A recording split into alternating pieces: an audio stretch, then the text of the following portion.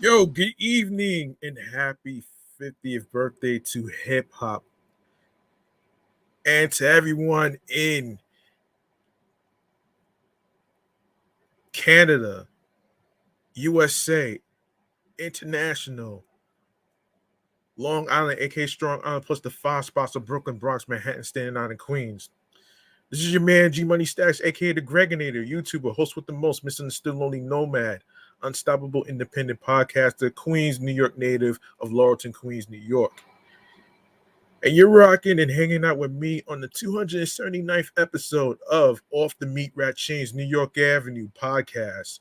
Of course, we're live and direct from StreamYard and YouTube and alongside with Instagram. So be sure you follow the show, the podcast on Instagram and of course threads as well.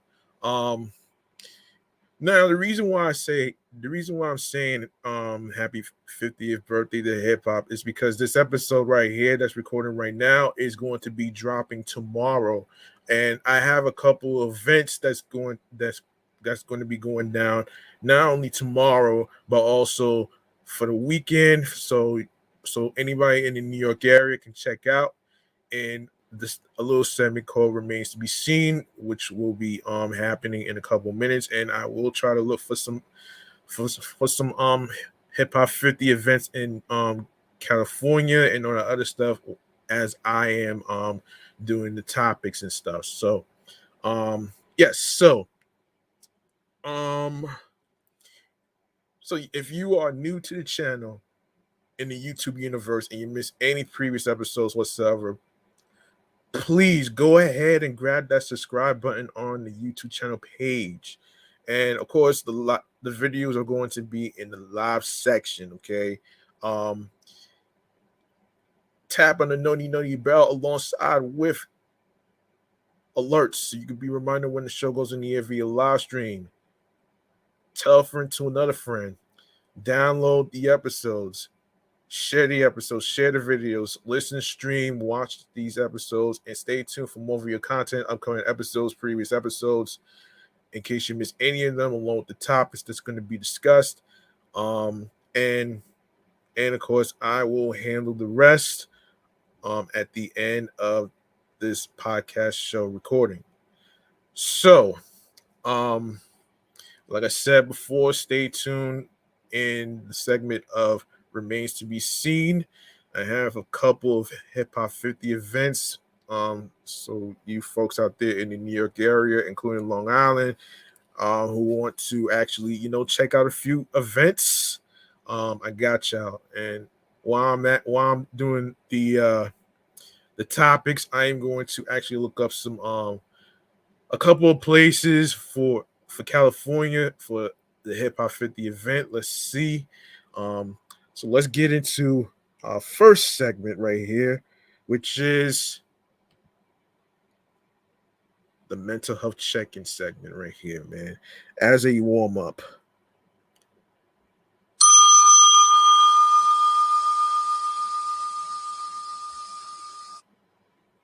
Okay.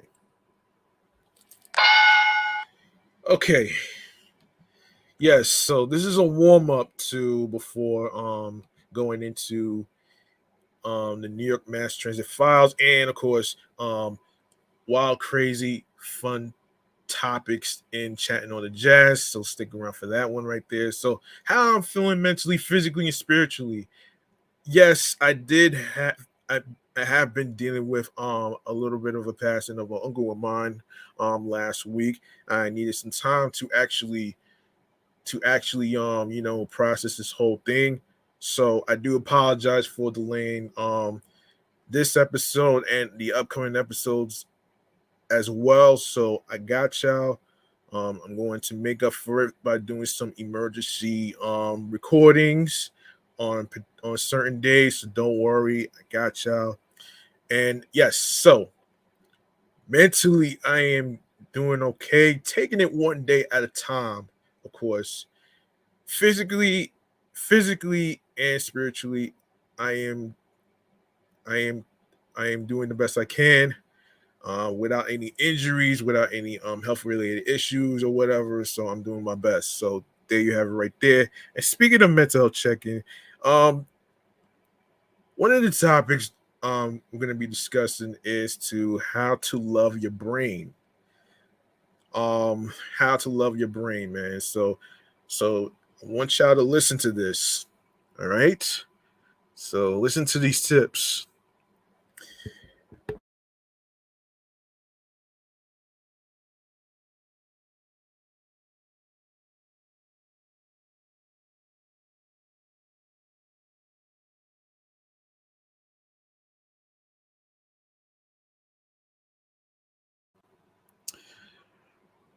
Oh, sorry about that.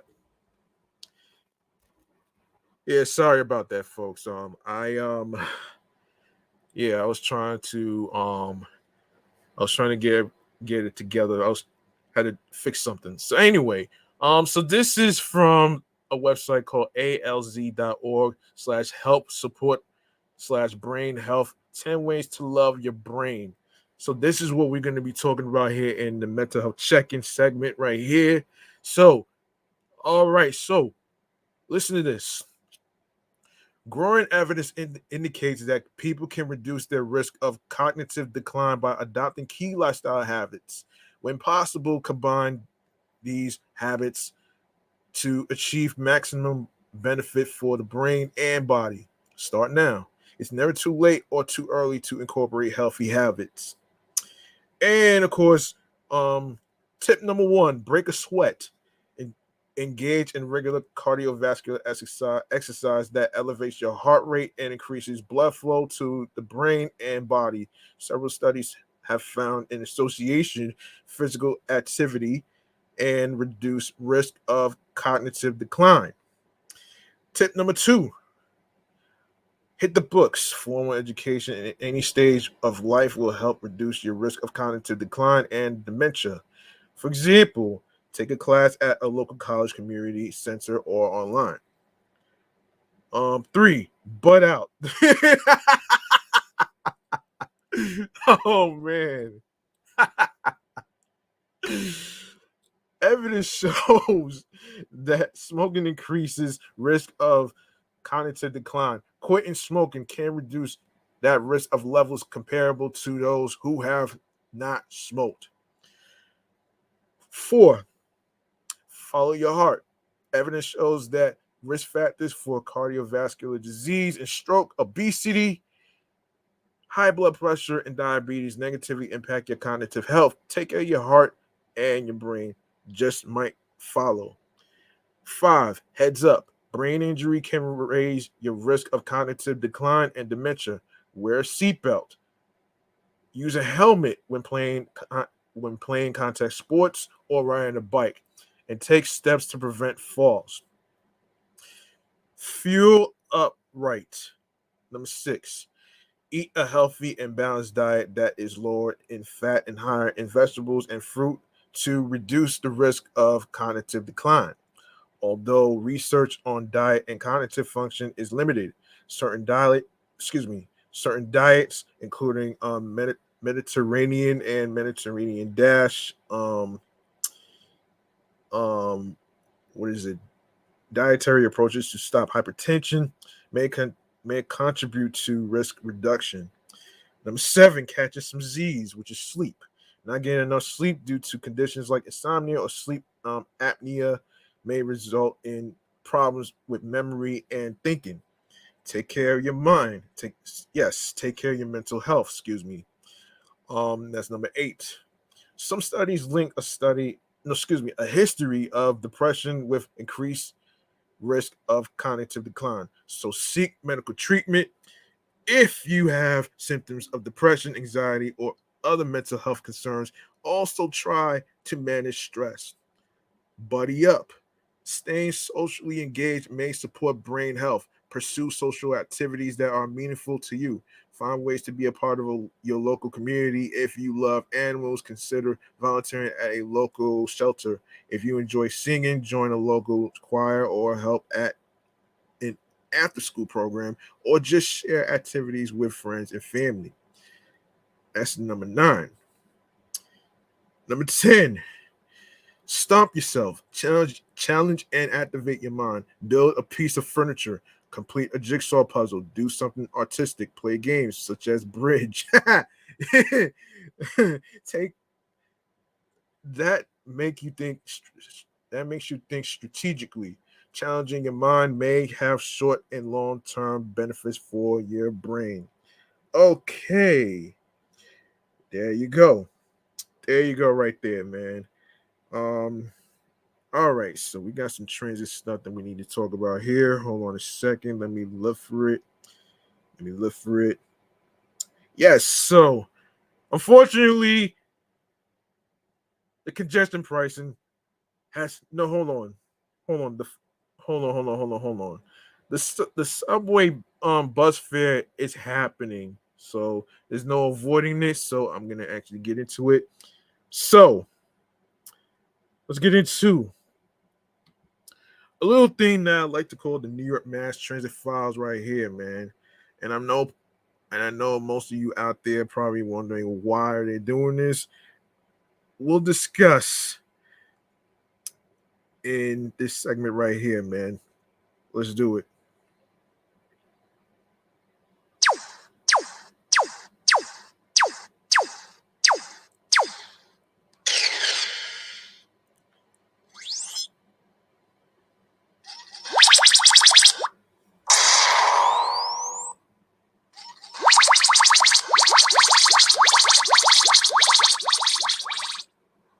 Hold on.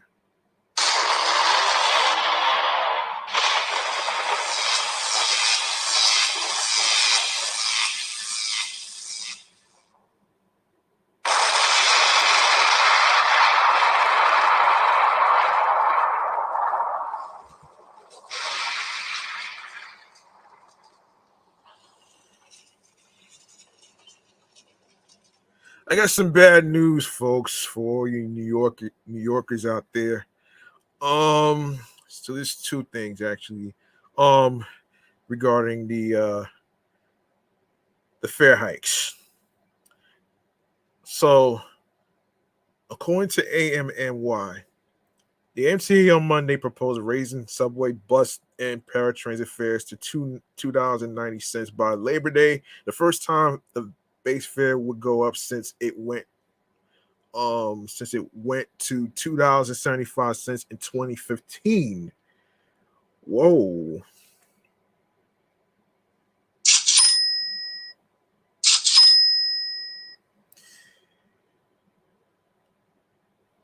The 15-cent fare hike, which is not finalized, will be subject to public hearings.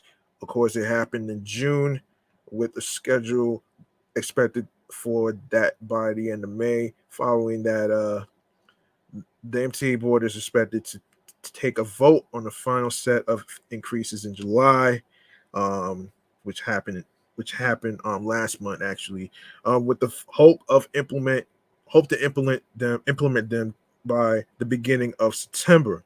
Single ride fares would go up by about 5.5%, while fares would go up by a smaller proportion on weekly and monthly unlimited passes. So weekly unlimited, listen to this, weekly unlimited fares will rise by $1 to $34, while monthly unlimited passes will rise from $127 to $132.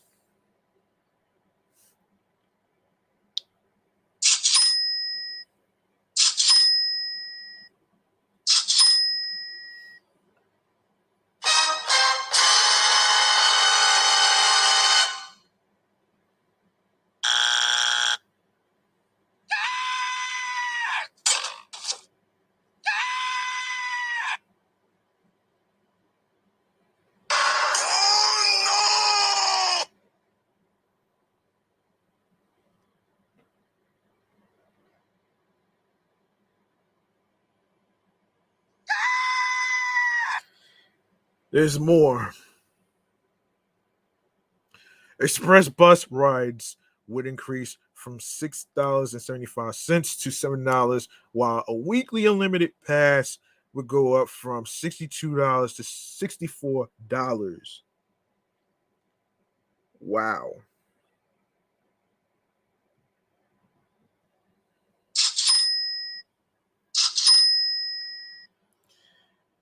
Okay, let's see. Let's see.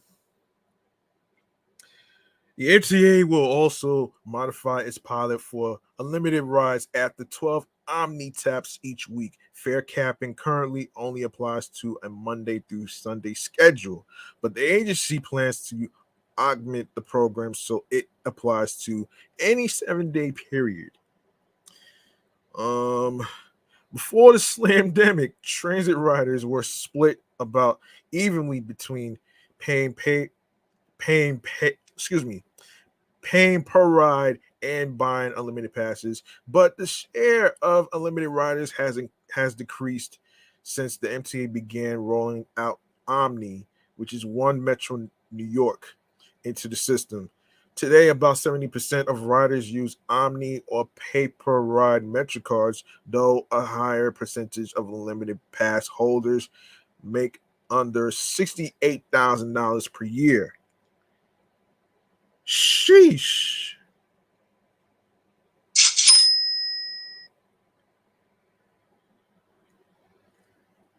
On the Long Island Railroad and Metro North, the MTA is proposing a 4.6% average increase on one-way peak tickets with a standard off-peak discount from peak fares of about 26%. Monthly and weekly unlimited fares will go up by 4.3%.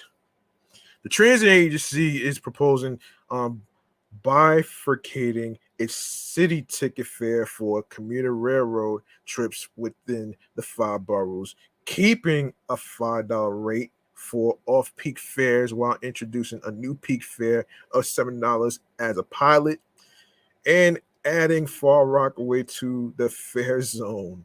Oh boy.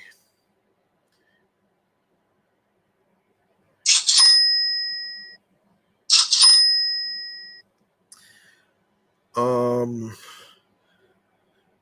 as a result, the MTA may choose to eliminate its $5 Atlantic ticket for trips between Atlantic Terminal and stations in Brooklyn and Queens, which also came with a weekly unlimited MetroCard.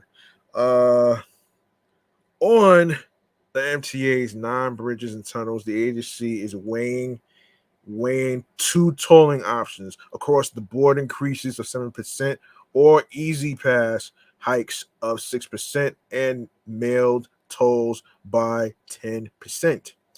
On the Triborough, Whitestone, Throgs Neck, and Verrazano narrow bridges, and the Queens, Midtown, and Brooklyn Battery tunnels, easy pass tolls would increase to either $6.96 or $7.01, depending on the option chosen, while mail tolls would land either at $10.88 or $11.19. Wow.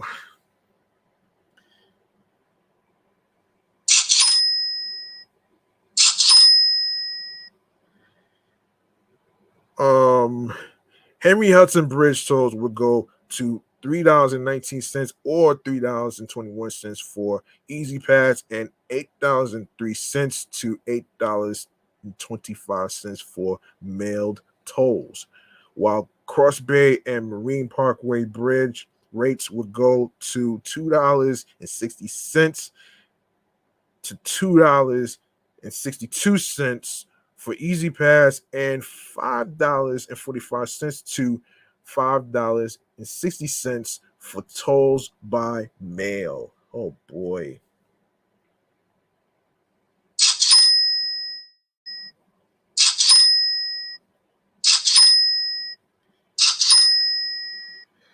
All right. Those tolls are unrelated to congestion pricing, which would levy new tolls on motorists entering Manhattan Central Business District to raise money for MTA infrastructure. Um, okay. Overall, the fare hikes would increase the MTA's revenue from the fare box by about 4% and from tolls by 5.5%, bringing in about $305 million more per year starting in 2024. Damn.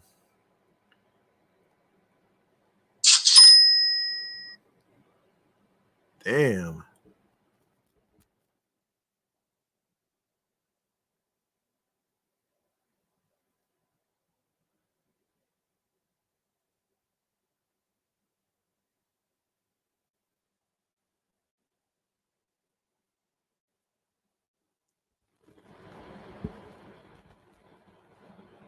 Governor Kathy Hochul had originally sought a 5.5% increase for transit fares in her executive budget, but the final handshake agreement kept that increase to 4% with a $65 million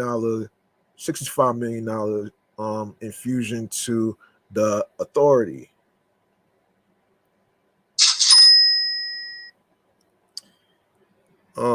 Facing a looming fiscal cliff amid sluggish post-slamdemic ridership, the recent state budget allocated about $1.1 billion annually to the MTA through an increase in payroll taxes on city businesses, plus new city funding for paratransit, a one-time $300 million state infusion, and an estimated $500 to $700 million annually from casino revenue starting in 2026, which is no, hold on. It's 3 years from now. 3 years from now. Yeah, it's 3 years from now.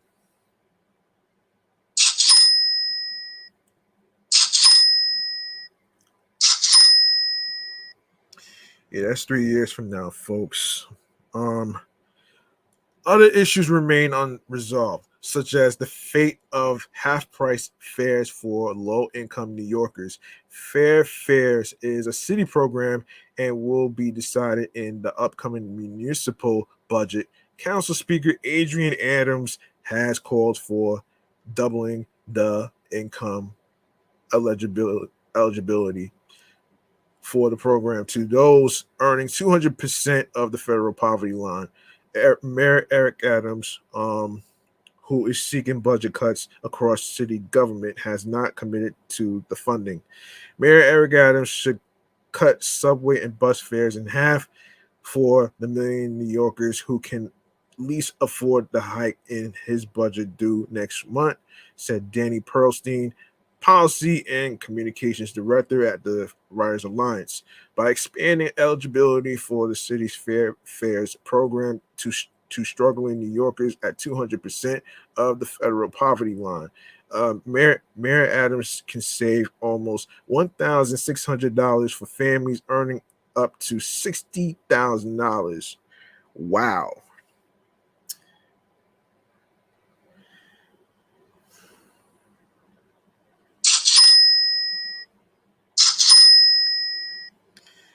Wow. Um, yeah, so expanding fares would now mean that low income New Yorkers would never even feel the sting of a fare hike that takes effect on Labor Day. The present income threshold for fares at 100% of the federal poverty line excludes individuals making more than $14,580 in income per year. The mayor opposes increasing eligibility for fares, but in a statement to AM New York Metro, nonetheless took credit for a baseline and $75 million of annual funding for the benefit last year.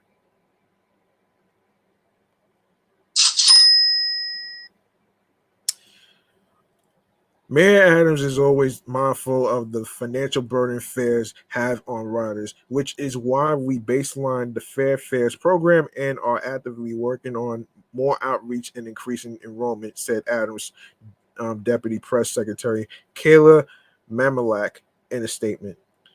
While the decision is ultimately up to the MTA board, we encourage the board to focus on fair products that will not disproportionately impact low income riders and essential workers. The potential elimination of the Atlantic ticket and specifically its free transfer between railroads and mass transit was decried by the MTA's in-house advocate, the Permanent Citizens Advisory Committee to the MTA. The executive director of PCAC, Lisa Daglian, said the free transfer should be brought over to the proposed expanded city ticket.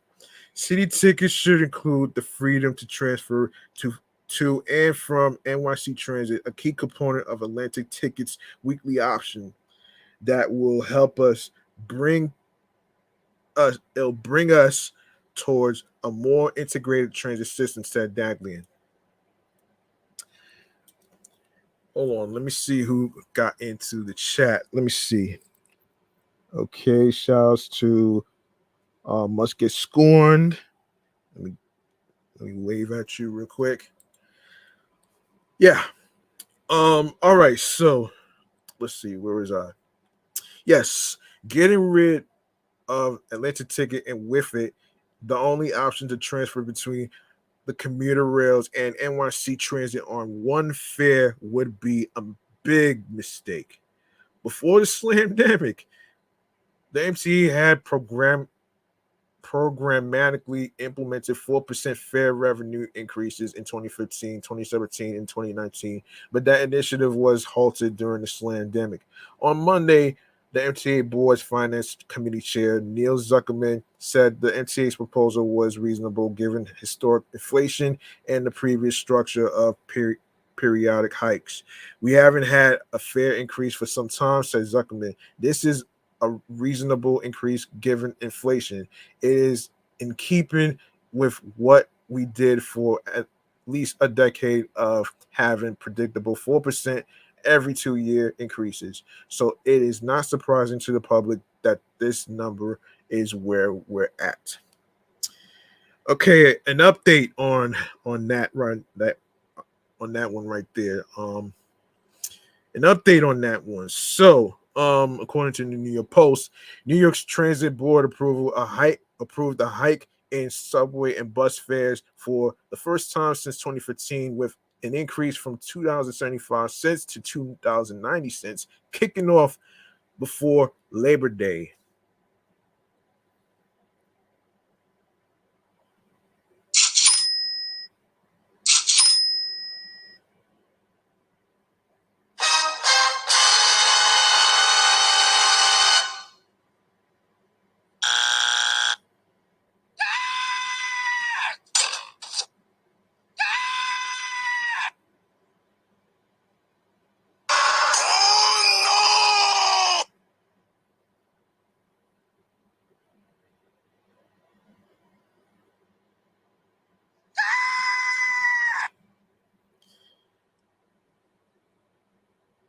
At Wednesday's board meeting, MTA Chair and CEO General Lieber explained the fare increase was necessary.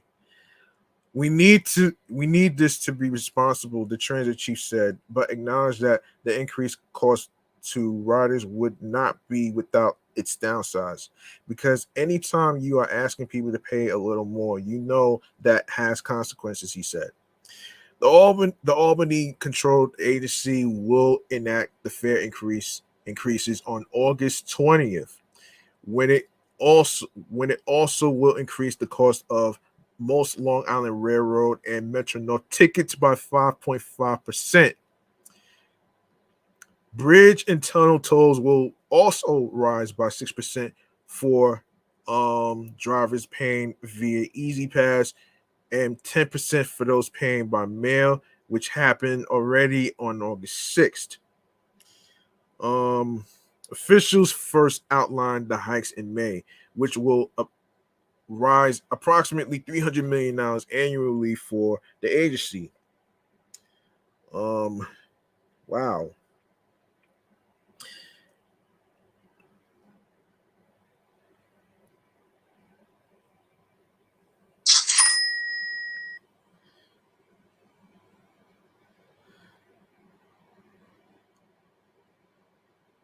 Okay.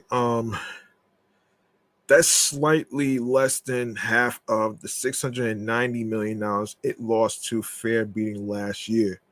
Well, I'm not even going to go there on that one. I'm not going to go there on that one. Let me close this thing real quick. Yes, so fares last increased for subways and buses in 2019 when officials hiked the prices of weekly and monthly MetroCards and nixed the cash bonuses given to strap hangers who loaded cash in bulk onto their cards. And it's the first time the base fare has increased since 2015 when officials first rolled out the $2.75 per ride fare.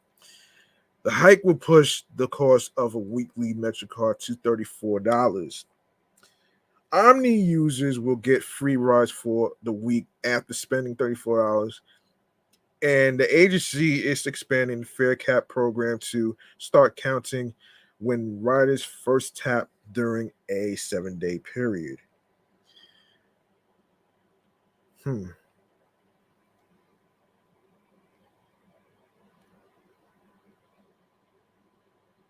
about that.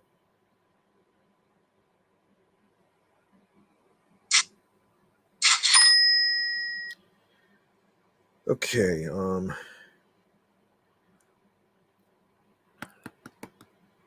where were we at?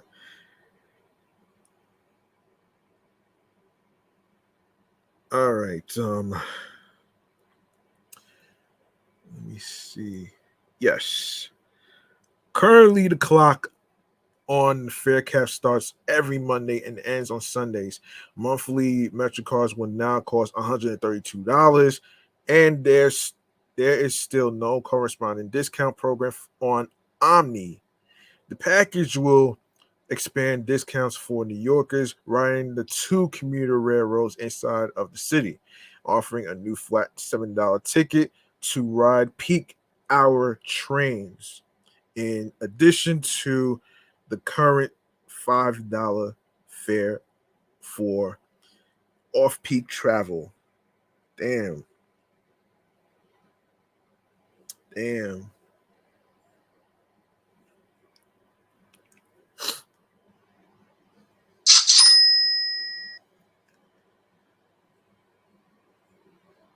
Okay,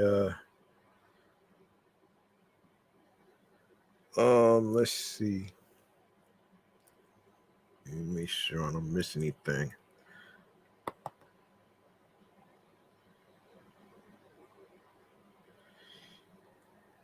Okay, so but it makes other changes to the railroad fares, including nixing the discounted 20 ticket packs and the Atlantic Ticket Program, which offered discounts for riders heading in from Southeast Queens to Brooklyn's Atlantic Terminal, where they often switch to the subways. Additionally, fares for those riding Metro North service west of the Hudson River will remain flat. The hike was required under the budget deal struck between Governor Kathy Hochul and state lawmakers in the spring, which also raised the payroll tax on major employers in the five boroughs to replace the roughly $1 billion the MTA lost from the fare box because of COVID era ridership declines. Hmm.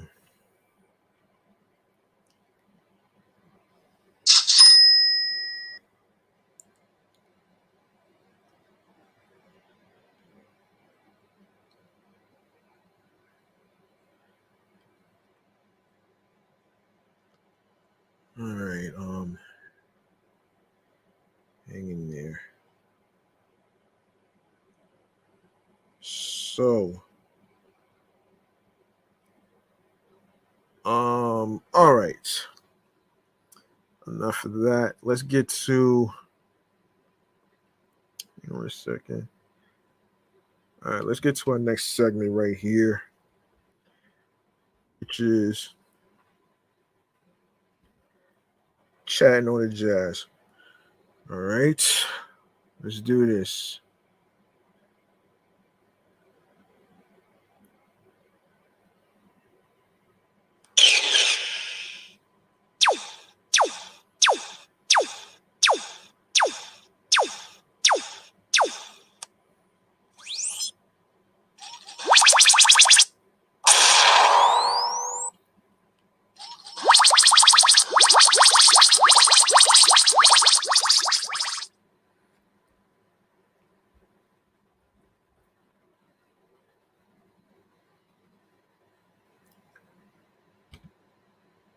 Hold on 1 second.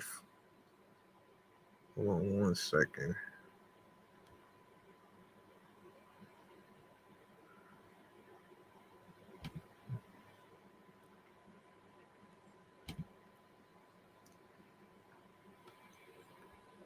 The hell?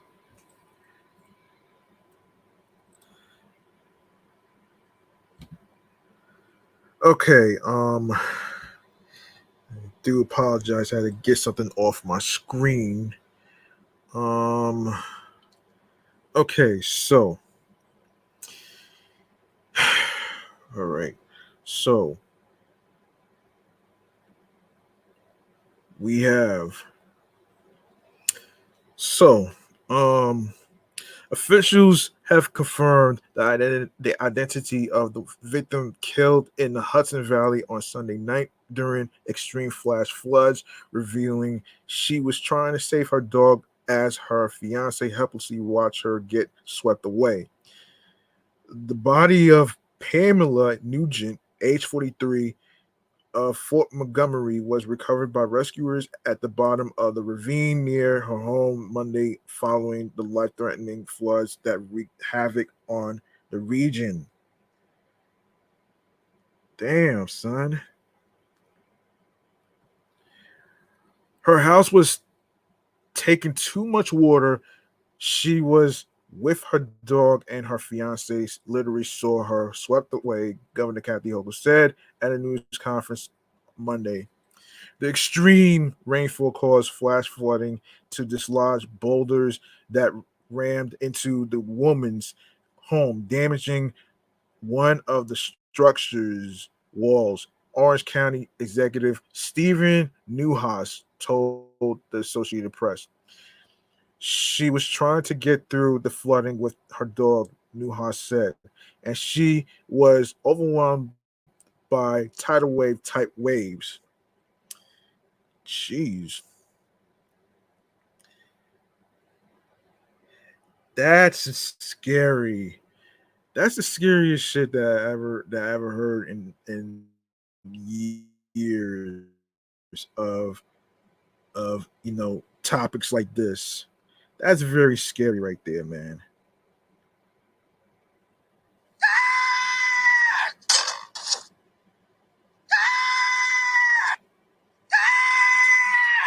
Just a minute. Get rid of this thing. Okay. Um. All right. Nugent's fiance. Yes, Nugent's fiance. Hang on 1 second.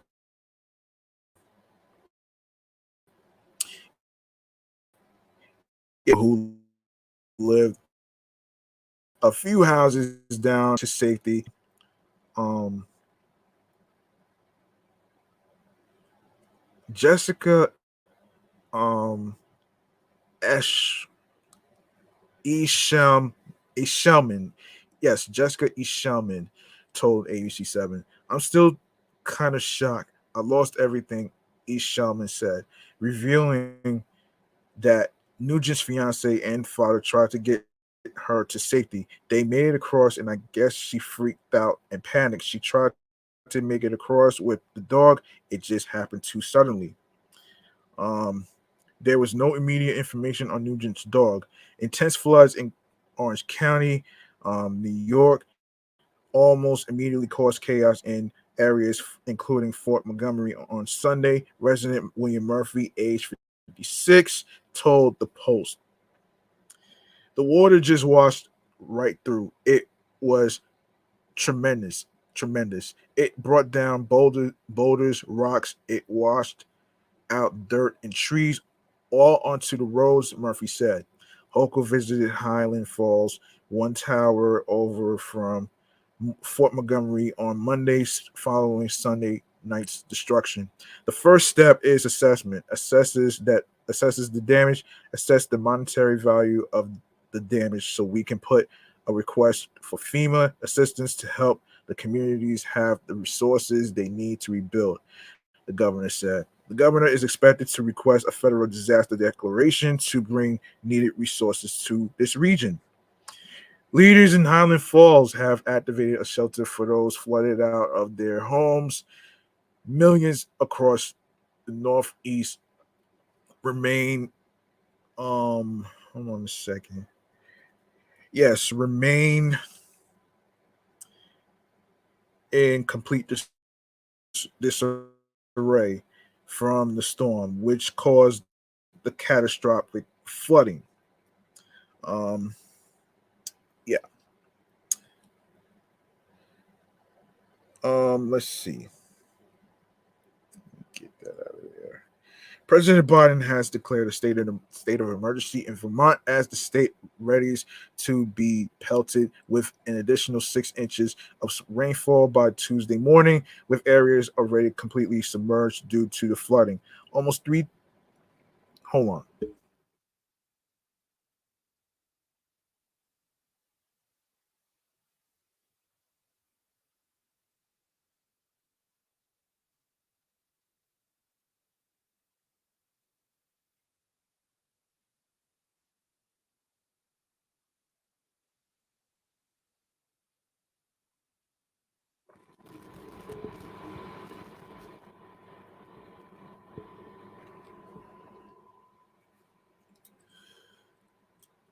Okay, so yes, so almost 3 dozen state roads are closed due to high water. And additional closures are possible as rivers and streams continue to rise. This figure does not include town roads, and alerts sent out by the Vermont State Police said on Monday. Rescue crews from North Carolina, Michigan, and Connecticut have been helping to get to towns that have been unreachable due to the flooding. Mike Cannon of Vermont Urban Search and Rescue told the Associated Press. Um, Two dams in Jamaica and Townsend are expected to release water overnight, causing severe flooding downstream, likely to affect multiple towns in Vermont. The U.S. Army Corps of Engineers told the outlet late Monday. 19 people have been rescued by boat in Vermont since the flooding began. We have not seen rainfall like this since Hurricane Irene in August 2011, and in some cases, it will surpass that. Um, Vermont Governor Phil Scott warned residents at a press conference. All right, so what we have next? All right, so let me see. So, um, I got some bad news for all you podcasters out there. One of the streaming platforms is going to be shutting down. So, and this is involving Stitcher. Right? Oh man! So according to Variety, later this summer, Stitcher, one of the biggest podcast listening apps, will be going silent after about 15 years. The Stitcher apps and web streaming audio service will be shutting down on August 29th, 2023, according to a notice posted to its site Tuesday. In the Stitcher farewell notice, the service explains it this way.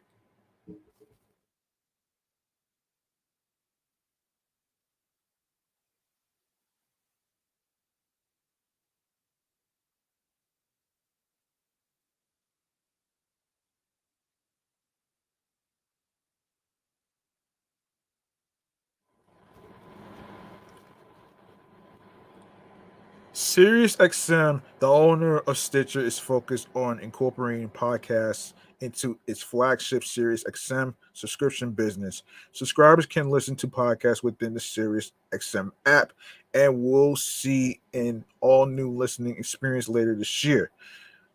The Stitcher name isn't totally disappearing, though. The company said it expects to continue to operate our Stitcher Studios and Earwolf networks that produce original podcast shows.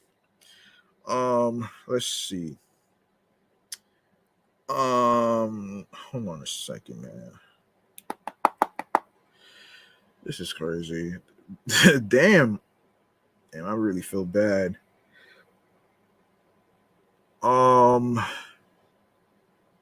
In most cases, according to SiriusXM, podcast fans will still be able to listen to ad-supported versions of shows that have been on Stitcher on other platforms.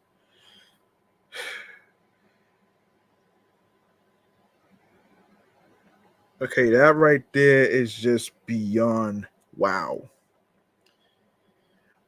Okay, this is very shocking. Very, very, very shocking, to be honest with you. This is very unexpected when it comes to a streaming platform like Stitcher. And I've been on that platform, putting my episodes on there as well. So it'll be a shame for it to go away. So I don't know if I'm gonna put my episodes on SiriusXM because I don't like to charge people to listen to episodes because it wouldn't make any sense to me. I'm sorry. Yeah. Yeah, that's crazy.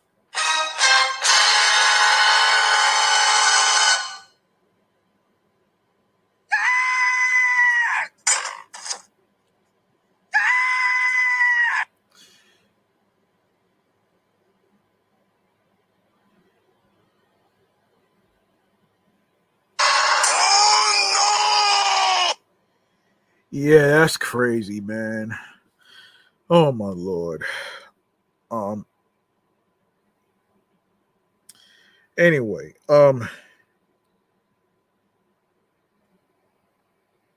in most cases, according to SiriusXM podcast, yeah, I already read that part. The Stitcher Premium service, which costs $4.95 per month, or $34.99 per year, and provided thousands of podcasts to listen to without ads, also is being discontinued. Hosts and creators of podcasts exclusively on Stitcher Premium will determine availability and accessibility of their shows. The company's website says to stay updated on the availability of their content, we recommend following the host creators on social media or subscribing to their newsletters.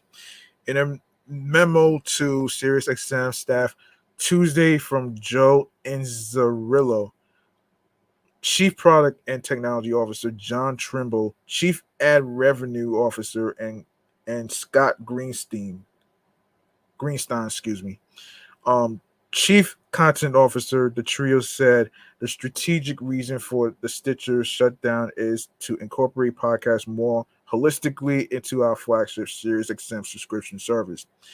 Podcasts are an important part of both our subscription and advertising strategies, they wrote.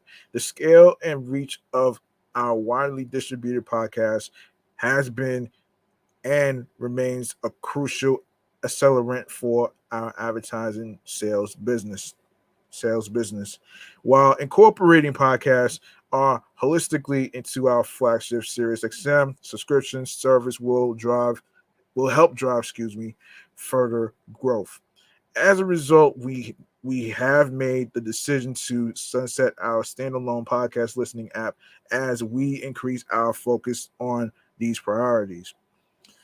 The execs also wrote that the Stitcher team is now fully integrated into SiriusXM. In addition, they said on the content side, through our reorganization earlier this year, which moved podcast programming aside comedy and entertainment, we are able to give legendary podcasters a new platform on SiriusXM while also introducing the biggest stars on our roster to podcasting. There will not be layoffs associated with the shutdown of the Stitcher app, according to sources familiar with the company. In March, SiriusXM announced it was eliminating 475 jobs, representing about 8% of its headcount. CEO Jennifer Witz cited economic uncertainty and a need to operate with greater agility and efficiency for the layoffs. Damn. As of Tuesday, June 27, SiriusXM said it will turn off automatic renewals of all Stitcher Premium. Hang on a second. Wait, hold on. Stitcher first brought its podcast app in 2008, and the company has changed hands several times since then. SiriusXM acquired Stitcher in 2020 in a deal worth up to $325 million from EW Scripps, whose mid-roll media unit bought Stitcher for $4.5 million 4 years earlier. 4 years earlier.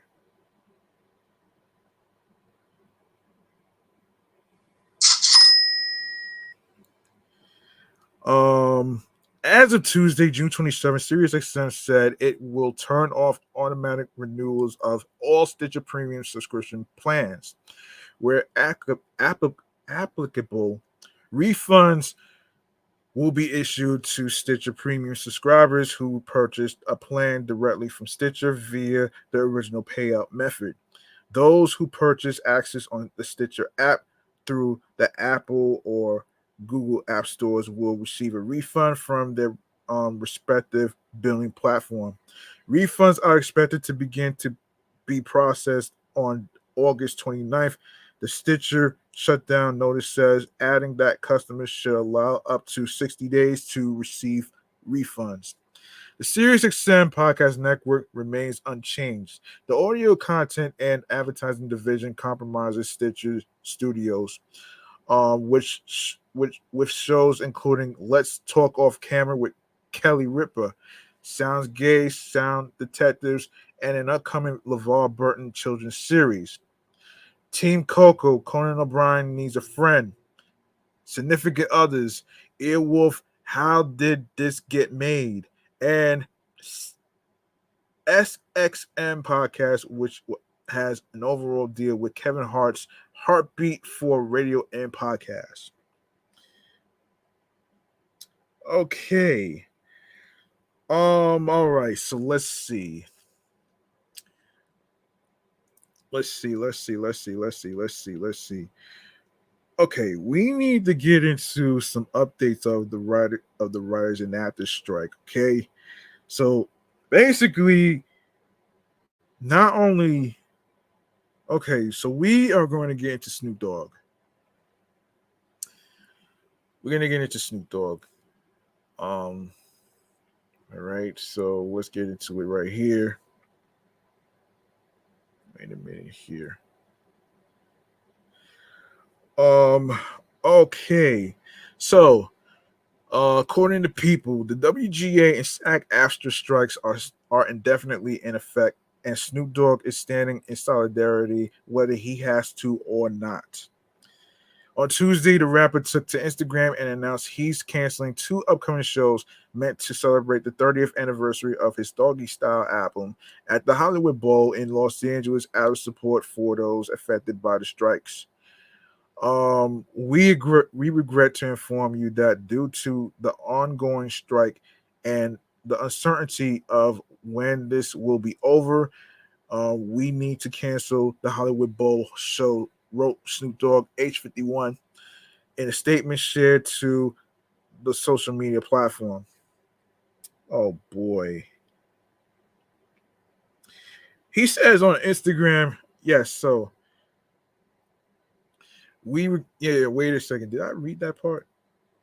No. He said, okay, so we regret to inform you that due to the ongoing strike and the uncertainty of when this will be over, we need to cancel the Hollywood Bowl show. We continue to stand in solidarity with all the brothers and sisters in the WGA and SAG-AFTRA during this difficult time and remain hopeful that the AMPTP will come back to the negotiating table with a real proposal and we can all get back to work. I'm gonna do an update on that one too in a future episode, so stay tuned for that one, folks. He continued, we continue to stand in solidarity with all of our brothers and sisters in the WGA and SAG-AFTRA during this difficult time, and remain hopeful that the AMPTP will come back to the negotiating table with a real proposal, and we can all get back to work. The Writers Guild of America, which represents more than 1,000 entertainment writers who work across film, television news, and online media, went on strike in May because the deadline for a new contract passed on May 1st this year without a ratified contract. Meanwhile, SAG-AFTRA, the union that compromises the Screen Actors Guild and the American Federation of Television and radio artists, went on strike earlier this month after failed contract negotiations with the Alliance of Motion Picture and Television Producers.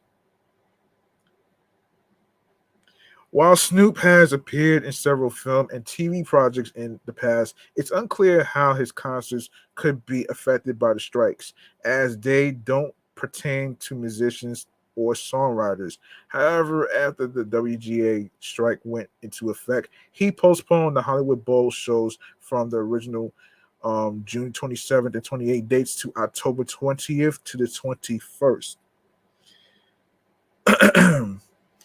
Due to the ongoing WGA strike and the DGA and SAG-AFTRA negotiations, we have decided to postpone the shows, he wrote on Instagram last month. Yeah, we stand in solidarity with the unions and are hopeful that the AMPTP will negotiate fair deals as soon as possible and everybody can get back to work. In the last episode of 278, I did leave out a question for you folks at home to answer. What does solidarity mean to you? So if you get a chance, you can go ahead and answer that. And I did ask a second question after that, so you can check out that question in the episode of Spotify for podcasters. All right, so and Spotify included. So Snoop is currently on a North American tour with shows scheduled throughout the summer. It's unknown whether he will cancel any other concerts or if he decides not to do the Hollywood Bowl shows due to their LA location, where much of the TV and film industry operates. Shortly after the WGA strike began, Snoop spoke about supporting writers at the Milken Institute Global Conference in LA, comparing screenwriters and songwriters' concerns. Shit. It's an exciting time, but streaming got to get their shit together, because I don't understand how you get paid off of that shit. He said at the time, can someone explain to me how you can get 1 billion streams and not get $1 million? That shit don't make sense to me. I just want to speak to that in the music industry. That's fucked up, and we need to find a way to figure that out. Stu continued. The writers are striking because streaming, they can't get paid.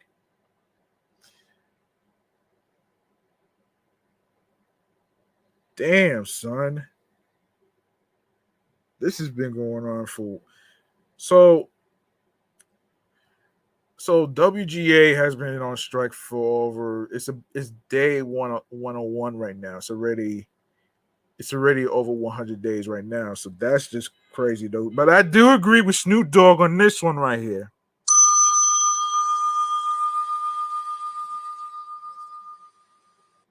I do agree on Snoop Dogg on this one right there, man. You know what I mean? Um in other writers and actors strike news, according to Deadline here.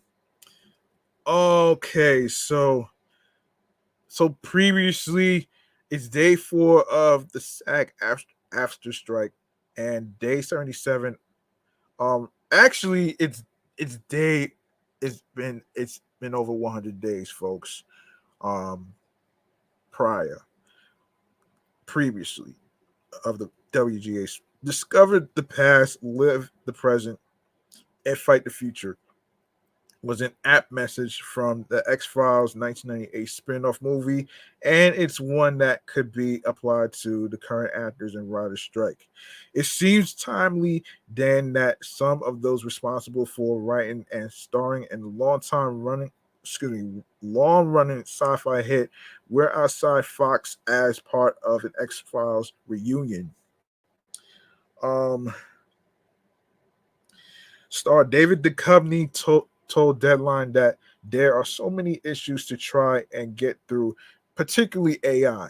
I think the powers that be have a lot on their plate right now with trying to figure out kicking the can down the road with the AI stuff. What is it capable of? They are philosophical questions, he said. What is it capable of? Yeah.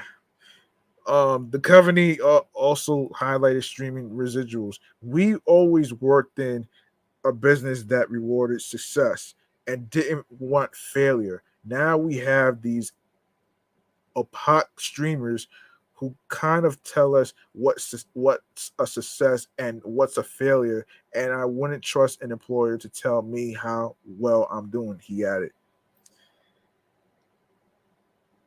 He was joined on the reunion by the likes of Annabeth Gish, who played FBI agent Monica Reyes, and Thomas Schnaz, who wrote on the show before becoming executive producer of Better Call Saul. Damn, son. This is crazy. This is so fucking crazy, man. Very unfortunate. I mean, look.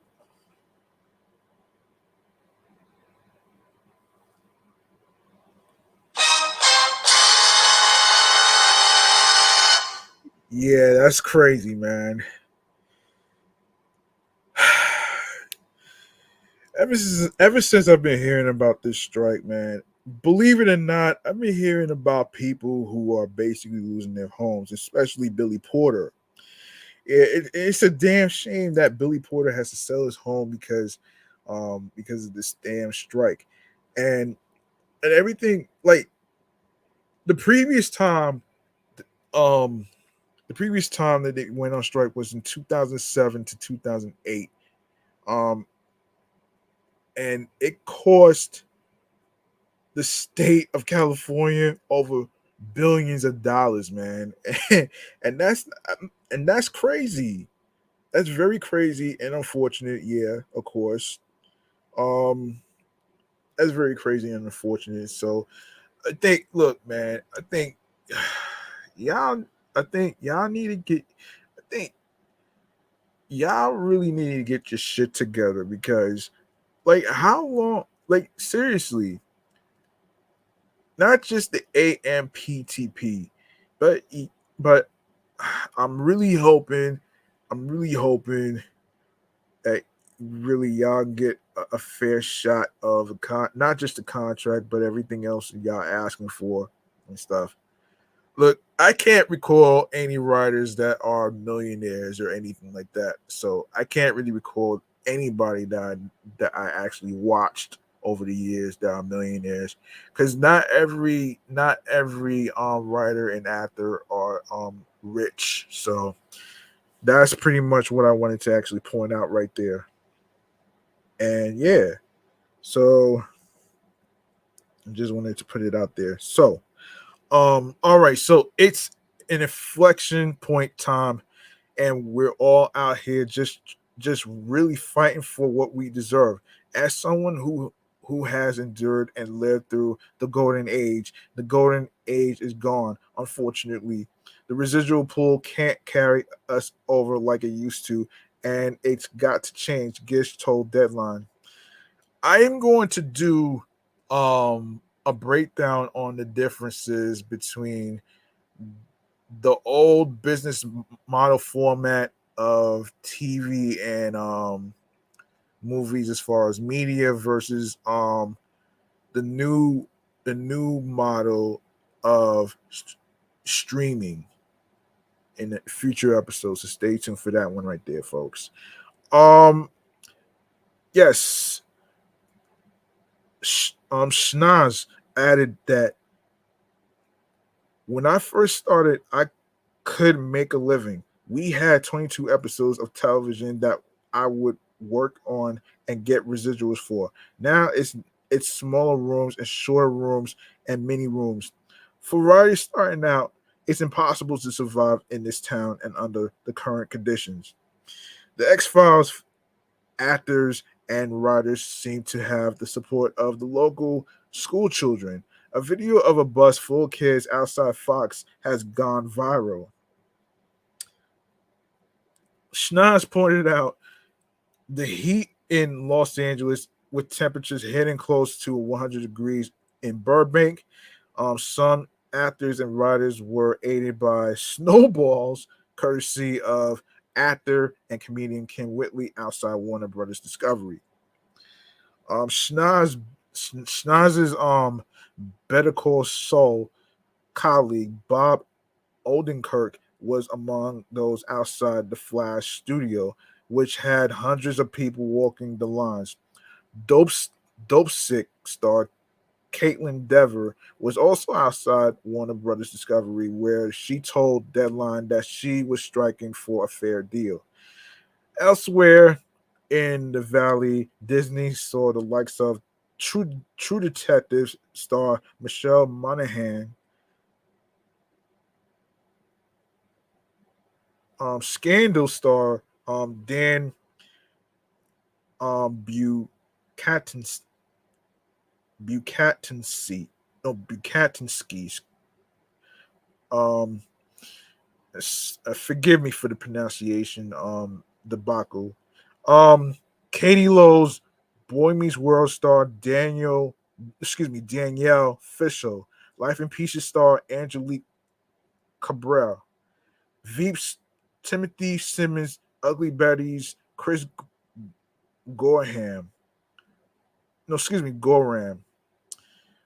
Um, Modern Family's Rico Rodriguez and The Big Bang Theory's Kevin Sussman. Sussman, who played Stuart Bloom on the long-time running CBS sitcom, becoming a series regular in 6 seasons, said that the big issue for him was residuals.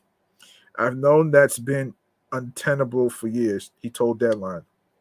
I was surprised that it took this long for there to be a major strike. I hope that the strike ends quickly because I fear it will damage the entertainment industry in a big way that it won't be able to recover from. And he's right. He's right. I have to really agree with him on this because the longer the strike goes, the harder it will be for the state of California and of course New York and other states to survive this whole crazy debacle financially. You feel what I'm saying? So I agree with this. I agree with Sussman.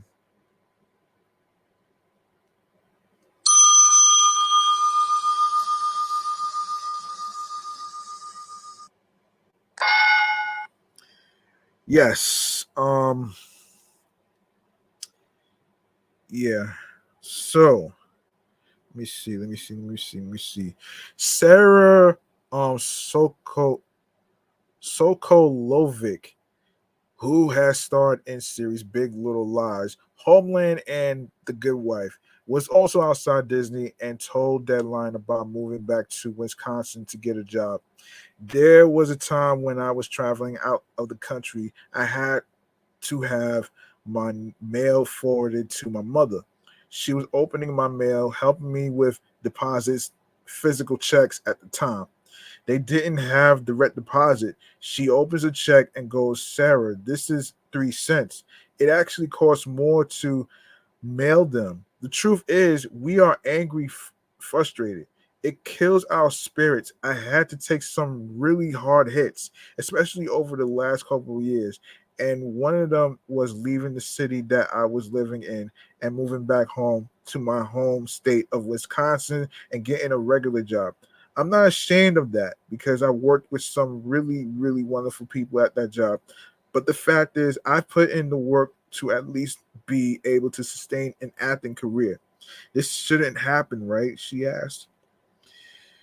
On the other side of town, the Paramount Netflix corridor was also busy with Congressman Adam Schiff turning up with SAG-AFTRA's chief negotiator Duncan Crabtree, Ireland, who, by the way, was in Times Square along with everybody that was in New York. Rosario Dawson was outside of Paramount picketing. The the Ash the Ashoka star told Deadline, "If it wasn't for the people that fought for me to have residuals, I'd be living. I I'd be I excuse me. I'd have been living on ramen for the rest of my life. I'm so grateful for what we have, but a lot of the industry has changed, and those contracts need to be updated as well." How I Met Your Father stars Hilary Duff, Tien Tran, and Francia Racer um, were on Melrose calling for a livable wage, alongside the Yellow Jacket star Liv Hewson and Samantha Hanratty. Scream 6 star Samara Weaving. Chilling Adventures of Sabrina star um, Kiernan Shipka. On the other side of the country, Kevin Bacon was in New York, where the likes of Girl Five Eva's Busy Phillips, the After Party's Genevieve Angelson, SEAL Team's David Boreanaz, Law and Order's Jill Hennessy, Aquafina, Gossip Girl's Jonathan Fernandez, and Pretty Little Liars Original Sin stars Mia Rafiko, Bailey Madison, Chandler Kinney, and Carson Rowland. I really hope they really um get to. I really hope they really get to. They really um. Damn, man, this is crazy.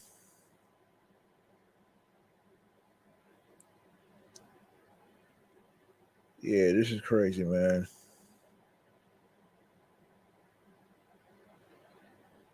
And yeah, so I've been hearing that Dwayne the Rock Johnson and along with others have been donating to SAG-AFTRA for support as far as like trying as far as like survival and everything else in between. So we will see what happens here. We will see what happens here actually, and this is wait a minute, wait a minute, wait a minute, wait a minute. We got another update. We got another update on this one right here, man, according to Deadline. So the WGA and the AMPTP have agreed to resume bargaining for a deal that could end the guild's ongoing strike. Um, we'll see what happens though, man. This is in a message to members Thursday, the guild said that Carol Lombardini, president of the Alliance of Motion Picture and Television Producers, has asked the WGA negotiating committee to meet with AMPTP negotiators on Friday. Um, we expect the AMPTP to approve responses to WGA proposals. Our committee returns to the bargaining table ready to make a fair deal, knowing the unified WGA membership stands behind us and buoyed by the ongoing support of our nation, our union allies, the guild said. The AMPTP declined comment on today's news. The two sides last met August 4th, but were unable to reach an agreement to resume bargaining. The writers' strike over a new film and TV contract just passed the 100-day mark on Wednesday, making the strike as of today longer than the Guild's 2007 to '08 action. It is now 52 days away from becoming the longest in WGA history.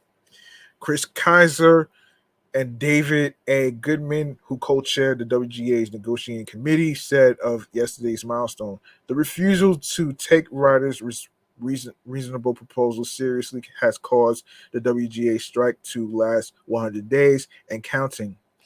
It serves only as a milestone of shame of the AMPTP. Wow. So they really went to the table last Friday and it didn't work out. Ain't that some shit?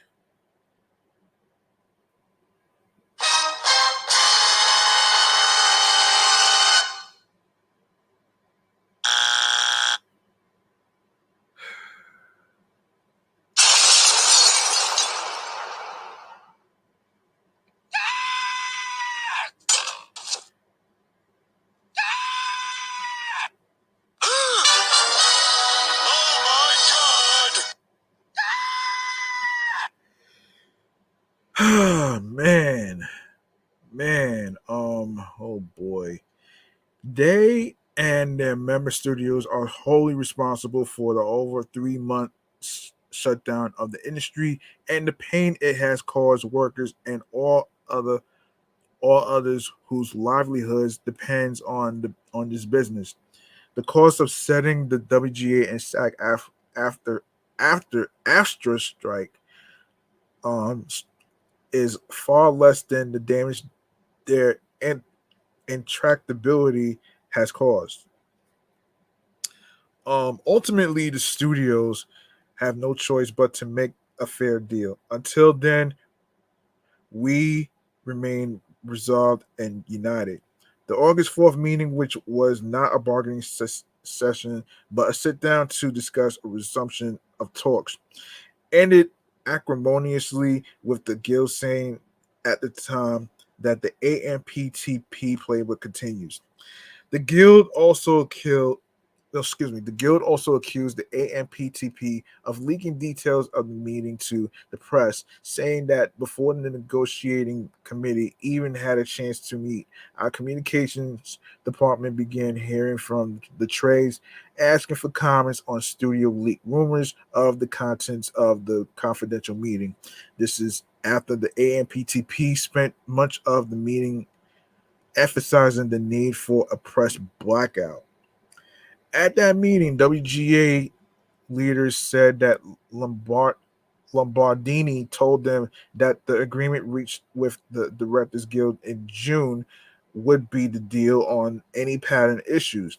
She stated they were willing to increase their offer on a few writer specific TV minimums and willing to talk about AI, but that they were not willing to engage on the preservation of the writer's room or success based residuals. She did not indicate willingness to address screenwriter issues, Appendix A issues, and many of the other proposals that remain on our list. Lombardini's response, they said, echoes what was written in the AMPTP press statement yesterday. People just want to get back to work. The AMPTP responded saying that the Guild's negotiating committee's rhetoric is unfortunate.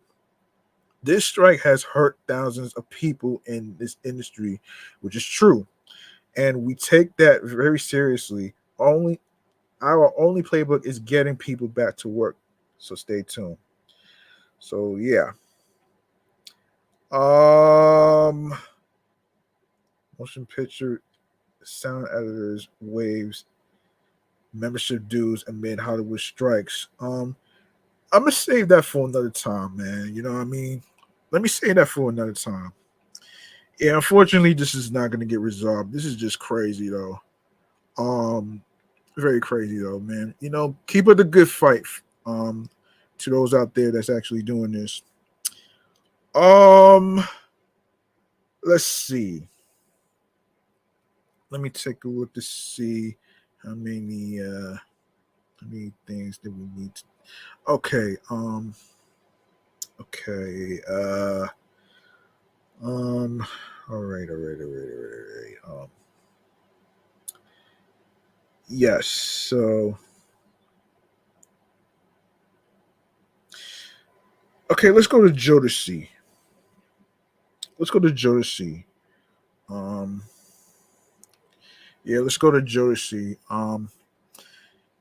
Yes, so according to Vibe, Jodeci kicked off Mary J. Blige's Hip Hop 50 celebration at her second annual Strength of a Woman festival on Friday, which took place May 12th.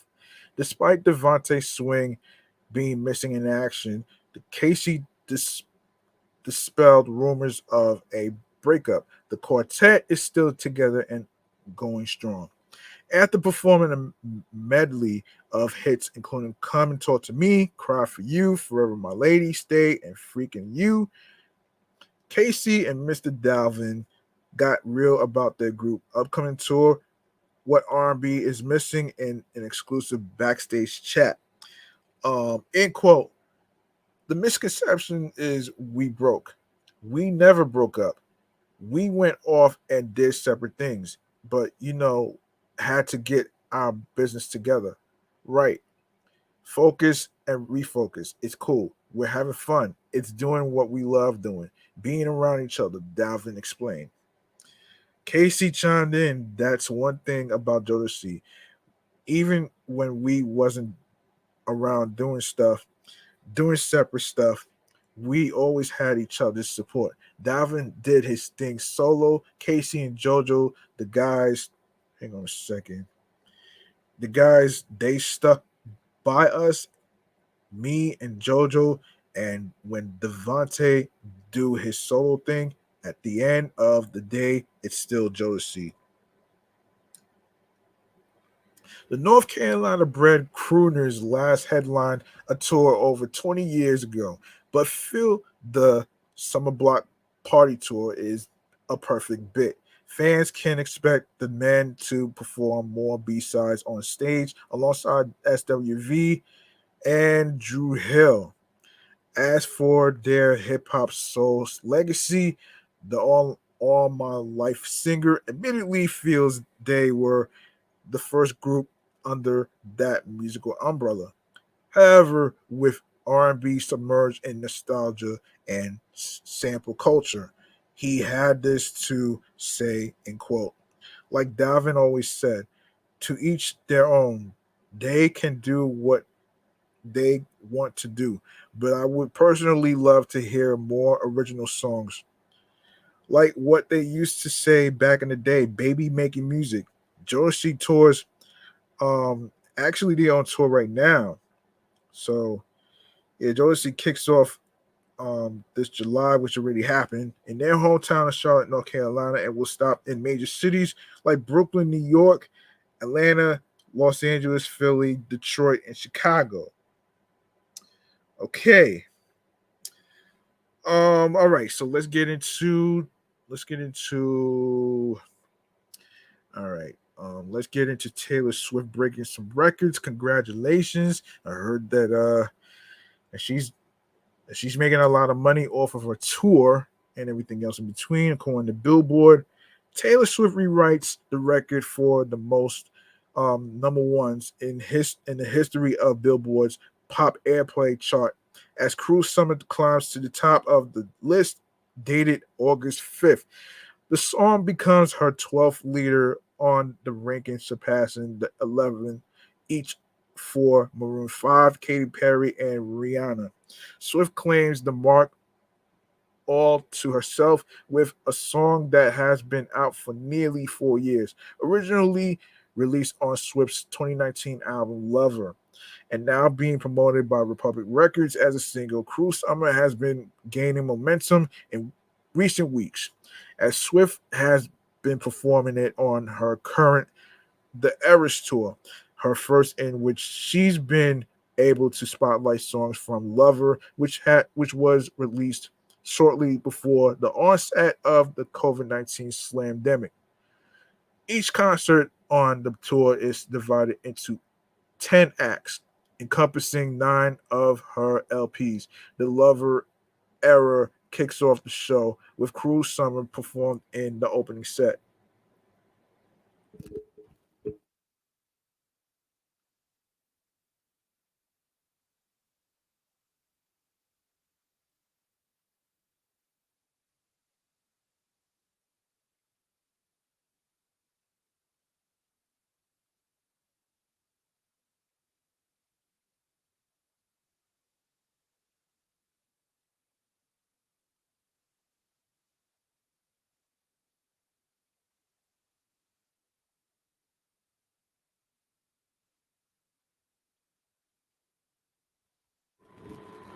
All right, let me continue.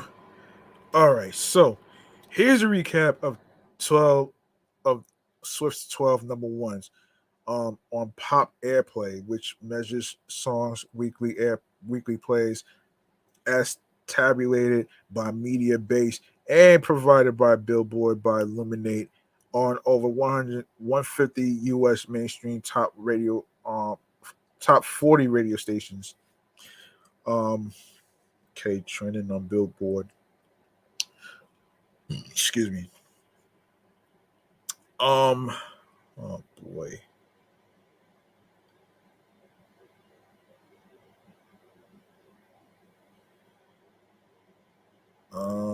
What the hell? Wait a minute here. Can we hold on a second? All right. Where was I? Where was I? Just 2 weeks ago, Swift added her record-tying 11th pop airplay number one with "Karma" from her most recent album, 2022's Midnights. Um, Title weeks at number one, year, Cruel Summer one to date 2023, Karma 1 2023, Antihero 3 2022 to 23, Delicate 1 2018, Look What You Made Me Do 1 2017, Wildest Dreams 2 2015, Bad Blood featuring Kendrick Lamar 2015, Style 2015, Blank Space 2014-15, Shake It Off 2 2014, I Knew You Were in Troubles 27 7 years, um Shake It Off 2 2014 2013, Love Story 1 2009. Meanwhile, Cruel Summer becomes the first pop airplay number one from Lover, lead single Me, featuring Brandon Urie, hit number 7 in May 2019, and You Need to Calm Down reached number 9 that August. Uh that August. The set spun off two other top 20 hits. The title track number 16, uh number 16, November 29th. No, excuse me, November 2019. The Man, number 20, April 2020. Additionally, Cruel Summer hits the top 10, 1 to 8. No, 11 to 8.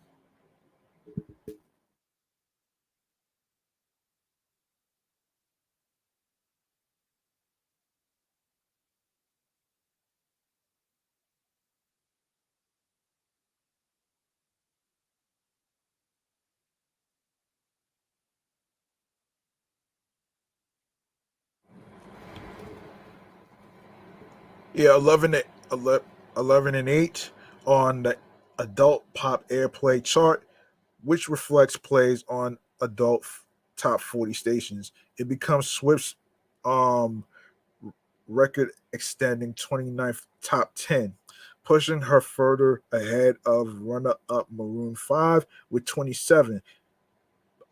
Pink follows with 20 top 10s. Um, all charts dated August 5th. We'll update on Billboard.com Tuesday, August 11th. Yeah. Let's see. Billboard. No, hold on. Yeah, Taylor Swift. Yes. Okay. Let's go to Coi Leray.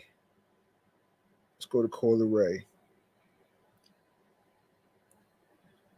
Okay, let's go to Coi Leray. Hold on a second. Coi Leray. All right.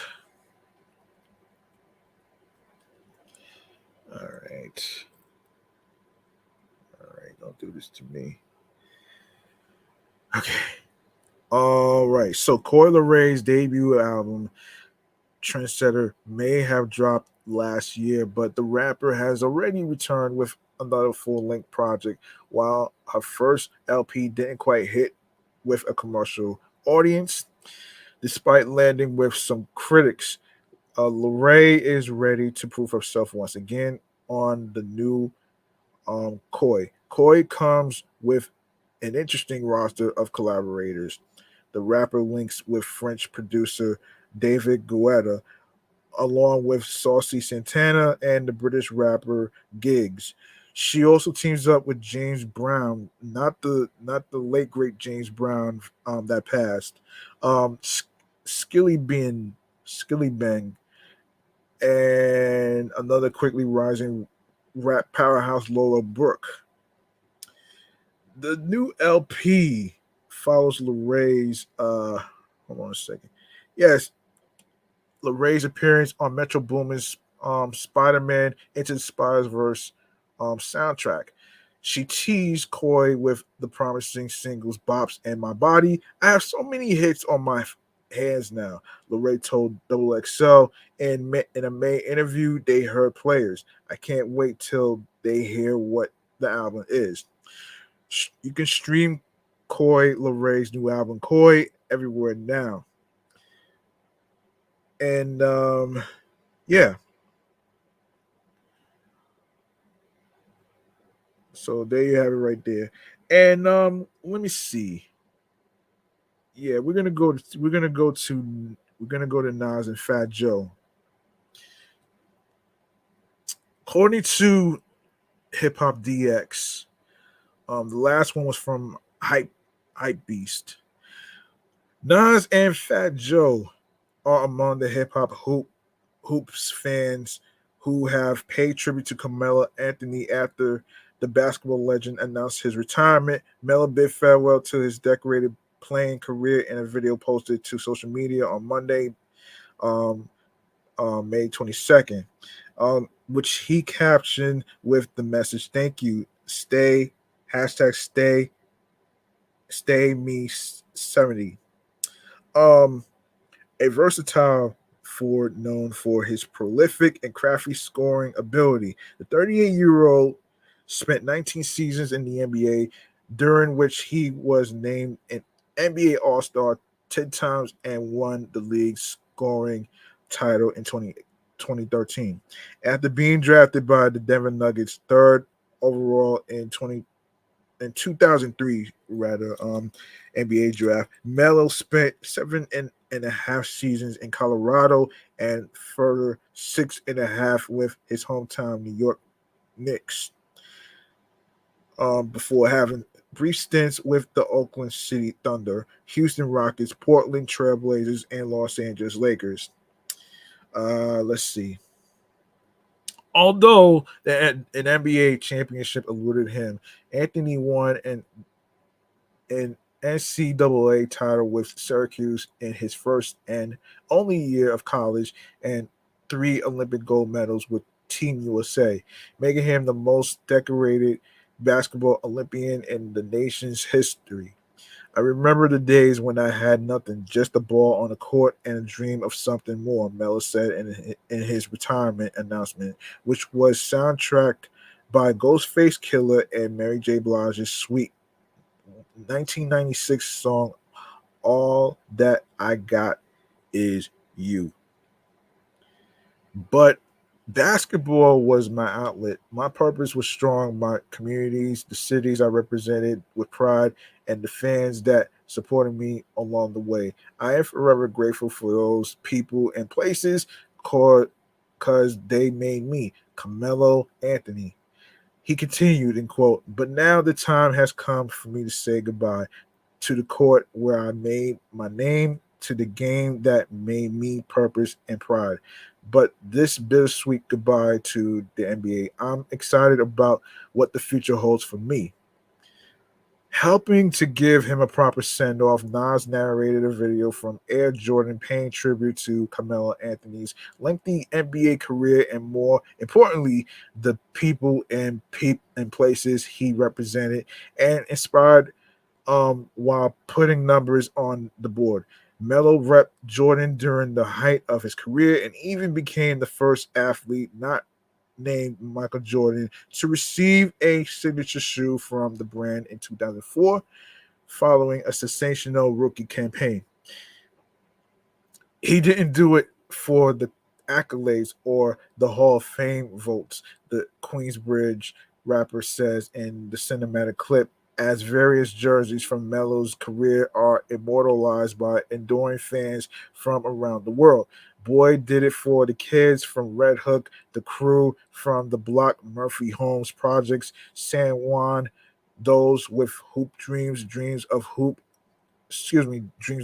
and beyond. So when they look up, they see the sky for what it is, just another place for them to fly.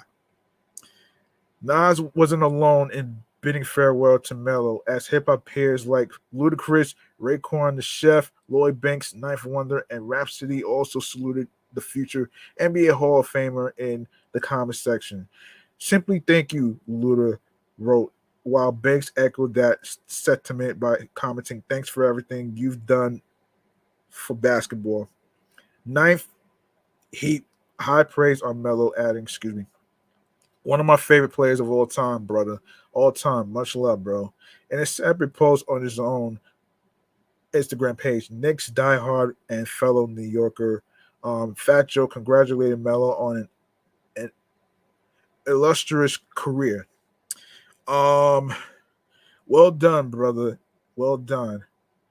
Um, Congratulations. You deserve all the glory. He wrote next to a photo of Anthony during his days as the leader of the Knicks.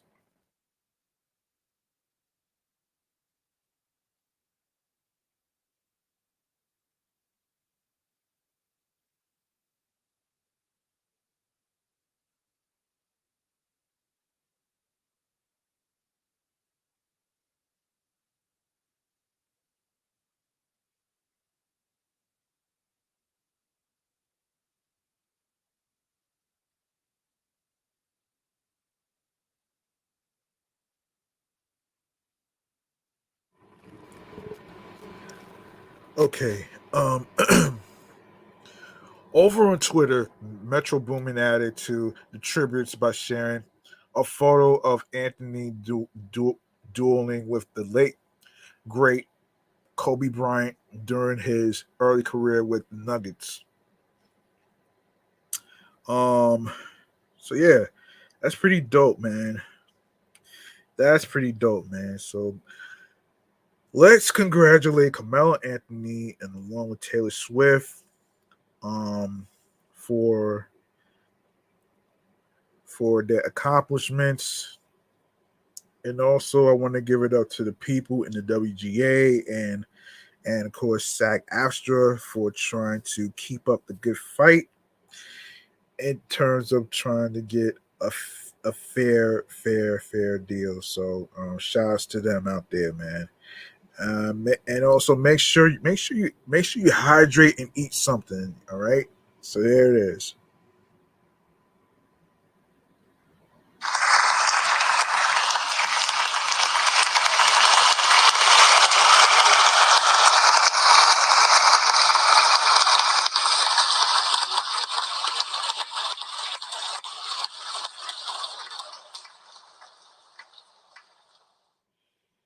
Oh, Lord. Okay. Okay, so um, we gotta talk about RZA. Yeah, RZA hypes up Burna Boy's special new single. RZA has shown some love to Burna Boy thanks to his new single, and fans of classic hip hop might recognize the Brandy and Mase sample heard throughout the track. Taken to his Twitter on Saturday, May 27th, the Wu-Tang Clan founder sang the praises of the Nigerian superstar, claiming that he has something that few, if any, other artists have. Burner is carving out his own unique chamber. His new splash is something special, he wrote. The song, which is called Sitting on Top of the World, features a sample from the 1998 Brandy and Mace track Top of the World, which was produced by Rodney Jenkins. You can take a listen to a teaser of it below. Yeah, I already heard it like on the radio multiple times though. It's pretty decent though. I must say though. Burna Boy originally shared the teaser of the song, which is set to drop. The teaser of the song is set to drop in full, which happened June 2nd on his Instagram page on Saturday, May 27th. And he said, in quote, hold on.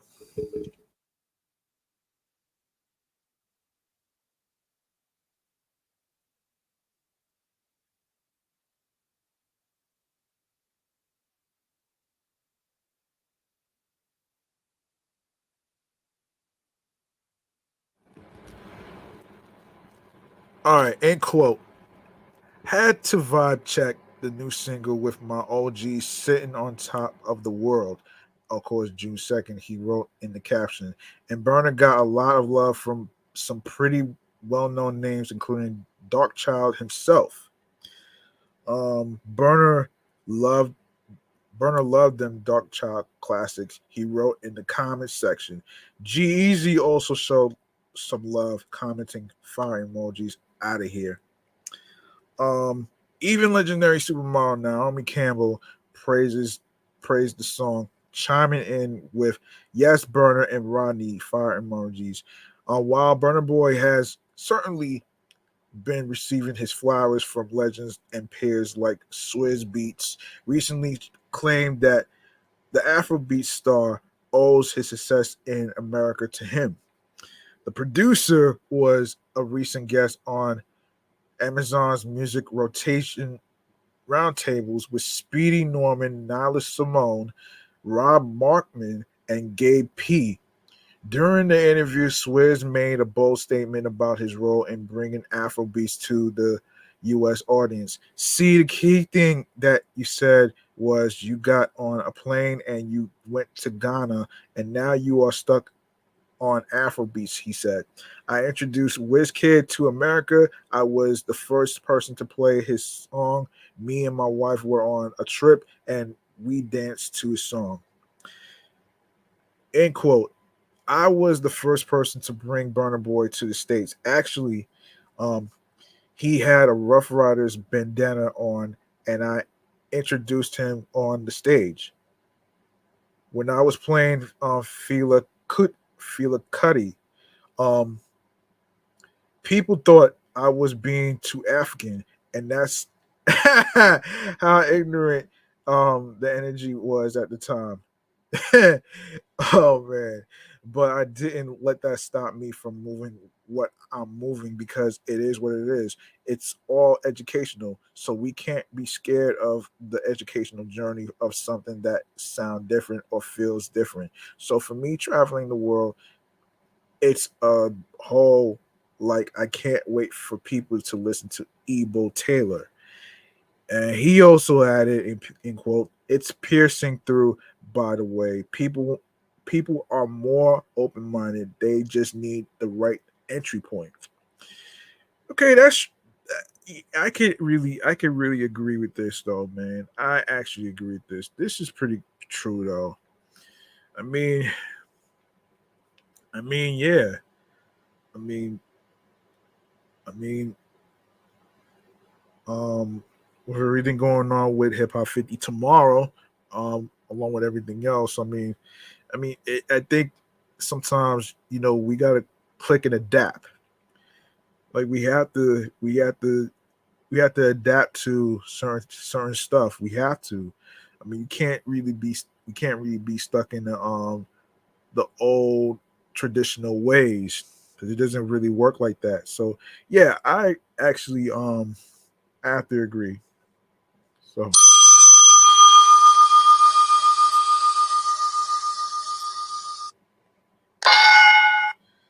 all right. Okay, what else? What else? What else? What else? What else am I missing? Let me make sure. Oh, music projects. That's right. No, no, no, no. No, let me do the Slurpee Day. Let's do the Slurpee Day. Yes. Now bring your own cup day returns. Okay. So of course this is dedicated to 7-Eleven. In this episode, 7-Eleven take your drinks with you. So bring your own cups day. So let's take a look at this because let's take a look at this though. I'm sorry. Hold on.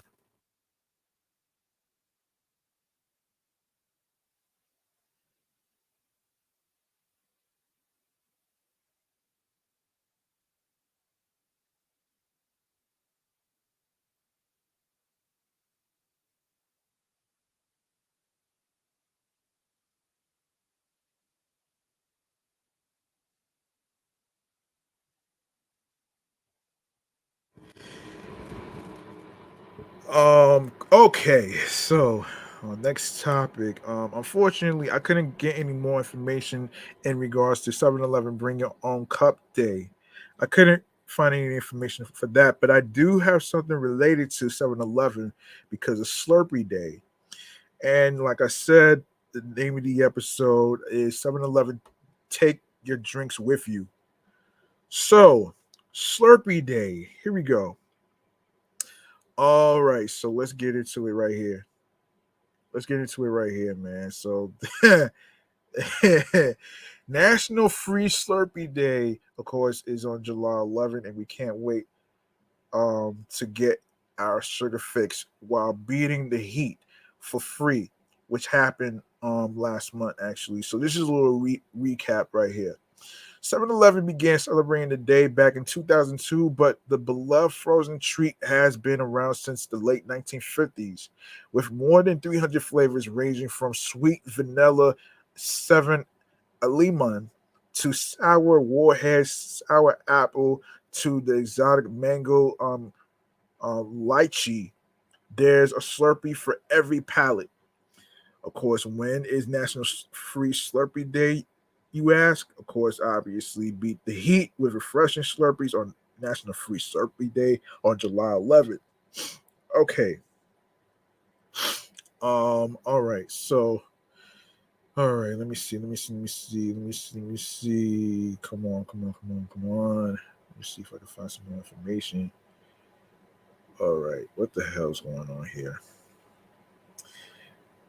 Hold on once. Hold on a second, folks.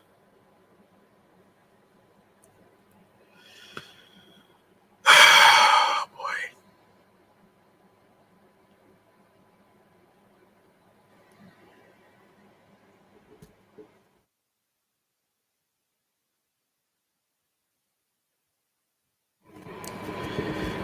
Okay. All right. So the history of National Free Slurpee Day. Okay. Let's take a look at this. Hold on.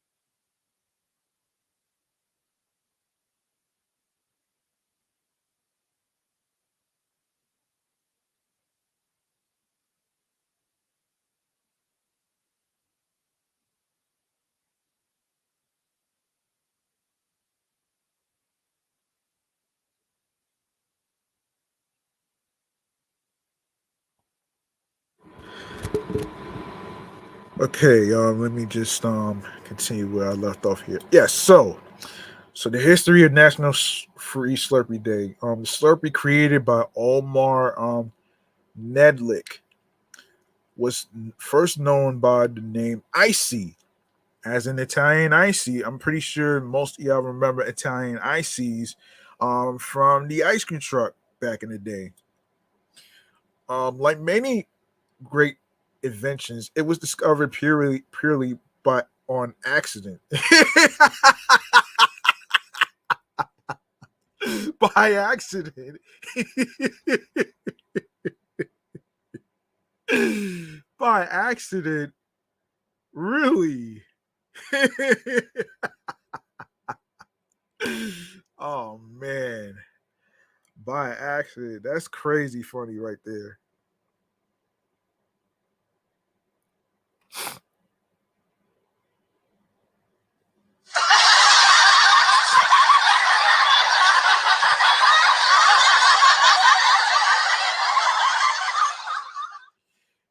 Nedlick got the idea after one of his soda fountains broke down, forcing him to put his sodas in the freezer to keep cool. The result, the resulting soda slush was a hit, with Nedlick's customers prompting him to create a machine that would freeze carbonated drinks. Um, let me see. Let's see.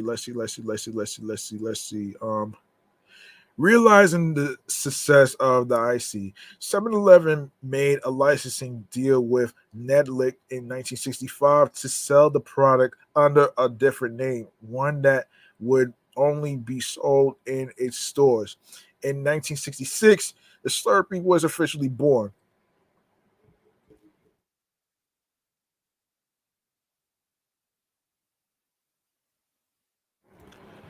The name was coined. The name was coined by an advertising executive referencing the sound made when drinking it. Sorry, I had to adjust the volume of my microphone so there's no feedback. By the spring of 1967, every 7-Eleven store in the country had a Slurpee machine to fuel. Yes, to fuel the rising Slurpee fanfare, 7-Eleven would introduce eye-catching, if not risque, names for its new flavors. Novelty names like Pink Fink, Moonshine, Sticky Icky. Wow. Gully Washer. Oh man. And adults only were added to the growing list of flavors. On July 11, 2002, 7-Eleven celebrated its 75th birthday by giving customers a free Slurpee, making the first official National Free Slurpee Day. As the name of the day implies, you go to a participating 7-Eleven between 11 a.m. to 7 p.m. and receive a free 12-ounce Slurpee while supplies last. Get there early since everyone in the know will undoubtedly want a free Slurpee too. We're not suggesting you camp outside a 7-Eleven, but do you really want to miss out on a free Slurpee? Of course not. Of course not. So, in 1966, the Slurpee is born as part of an exclusive licensing deal. 7-Eleven began selling Netflix creation under the name Slurpee. And let's see. So, in 1970, Dance to Slurp, the single record Dance to Slurpee is released and given away with each Slurpee purchase.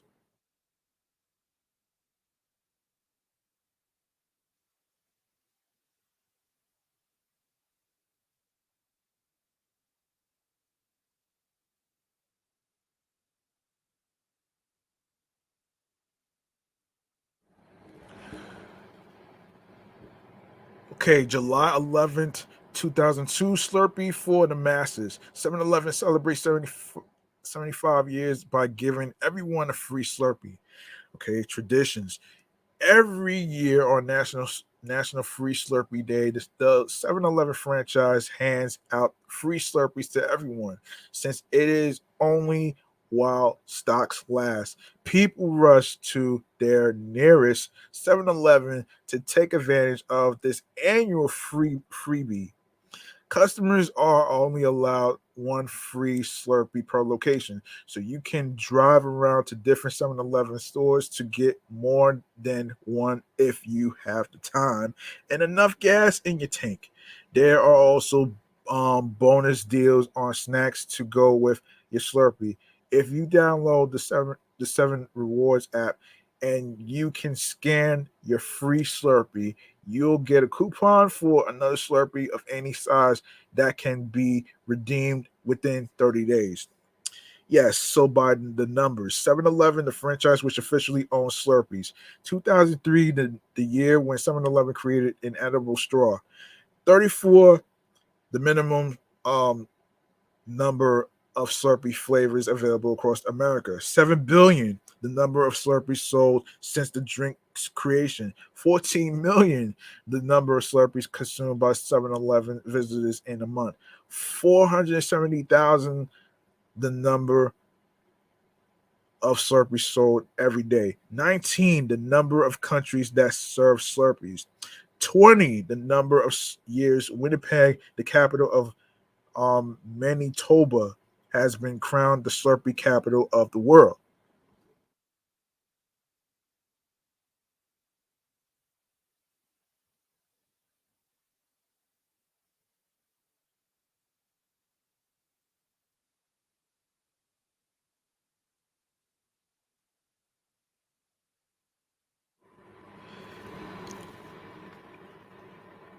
One 188,883, the number of Slurpees sold every month in Winnipeg, Manitoba. 2 minutes the duration of the song Dance the Slurp.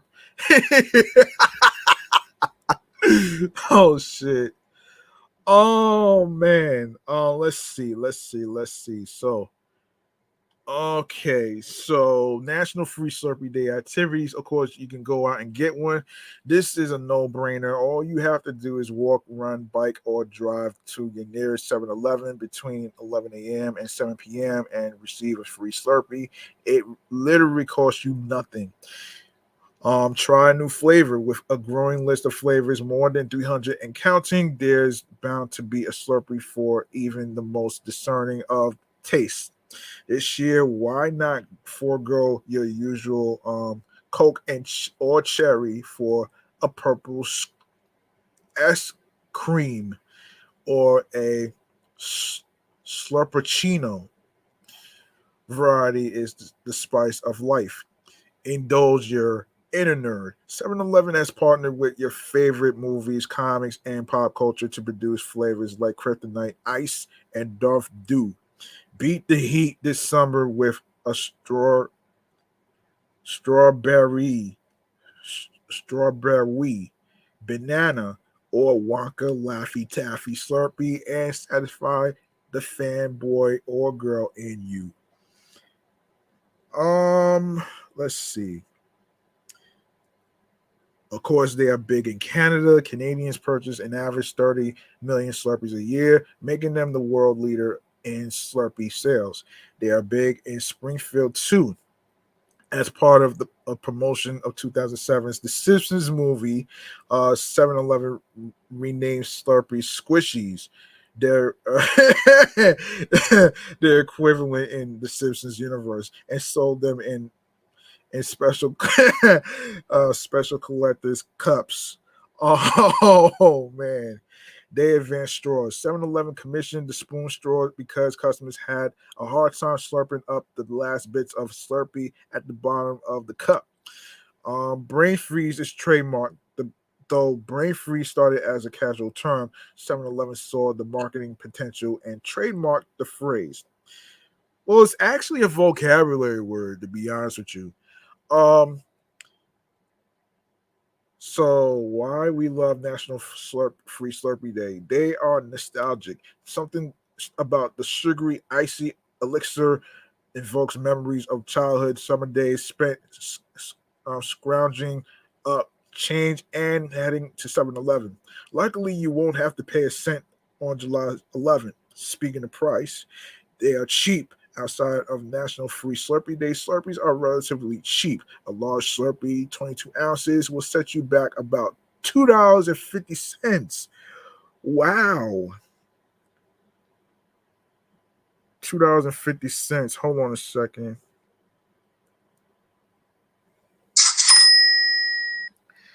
Yeah, $2.50. That's cheaper than some bottled waters and better tasting. They keep you cool with summer in tow. There's no better way to beat the heat than with America's most popular frozen drink. Enjoy at a leisurely pace to avoid brain freeze, unless you are into that. All right, so the dates of National Slurpee Day includes next year, July 11th of 2024. That's a Thursday. July 11th, 2025. That's a Friday. 2026. That's a Saturday. 2027 of the 11th. That's a Sunday. 2028. 2028. That's July 11th. That's a Tuesday. So there you have it right there, man, with National Slurpee Day. All right. Let's see what else we got to talk about. Oh yes, key food. Yes, key food. All right. So, in honor of his grand opening, the Key Food at 3509 Francis Lewis Boulevard in Bayside held a community celebration on Friday, May 12th, during which several community members came to stop at the new market and partake in the festivities. Several tents were set up outside Key Food, with some offering free samples while others provided entertainment. There was also a DJ booth set up, a bounce castle for kids, and raffles. The supermarket had previously operated as a food universe despite the different name. It was already owned by Key Food at that point.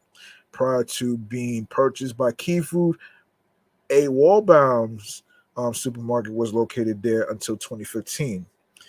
Um, Louis Polanco, one of the store's managers, said he was happy to see such a large turnout. He also credited the beautiful weather that the day for helping to attract more people to the booths outside.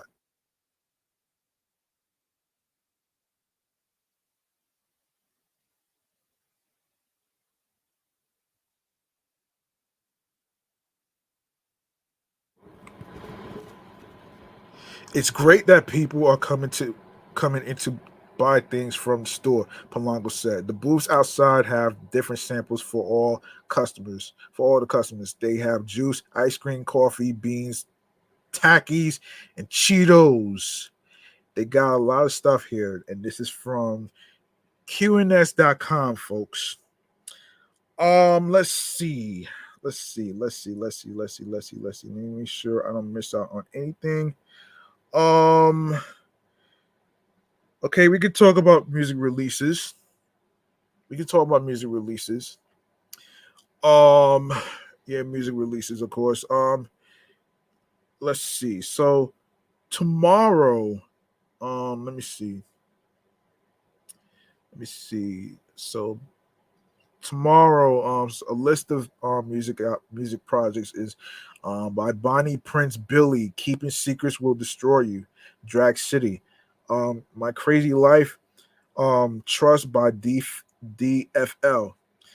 Love Life Remastered 2023. Lush. And let's see. Split.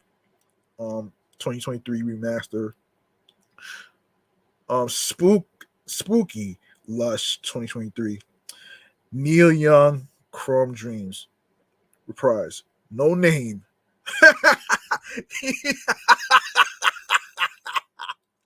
What kind of name is that?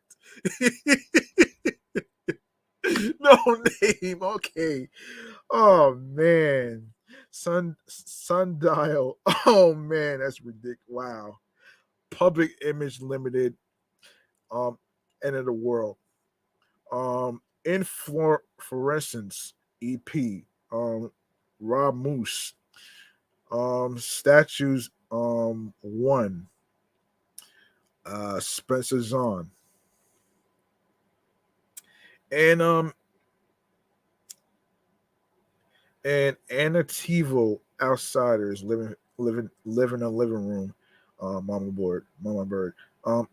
Epoch. D. Yarman Edison. No relations to Thomas Edison, folks. Lord of the Shit House.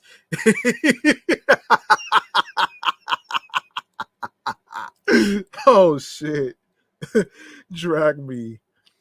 Fiddlehead. Oh man. Death is nothing to us. Fiddlehead. Um, John Baptiste, World Music Radio. Mick Jenkins, The Patience. Miso Extra, MSG EP. Hold on.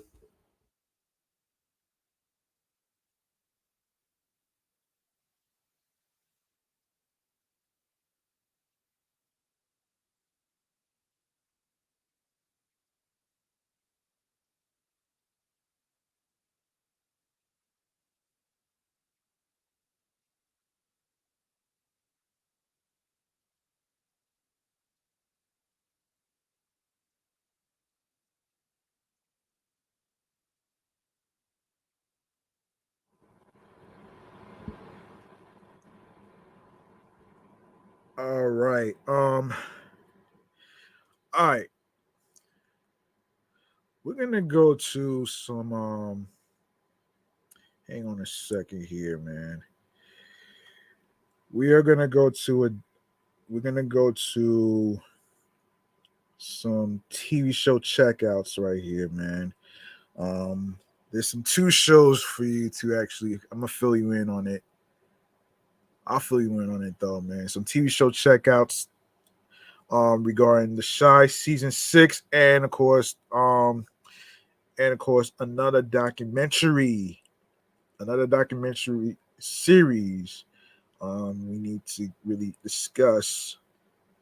Hold on a minute here. What is going on here? Sorry about that. Okay, so here we go. Here we go. Hold on a second. Yes, here we go. TV show checkouts, man. Let's do it.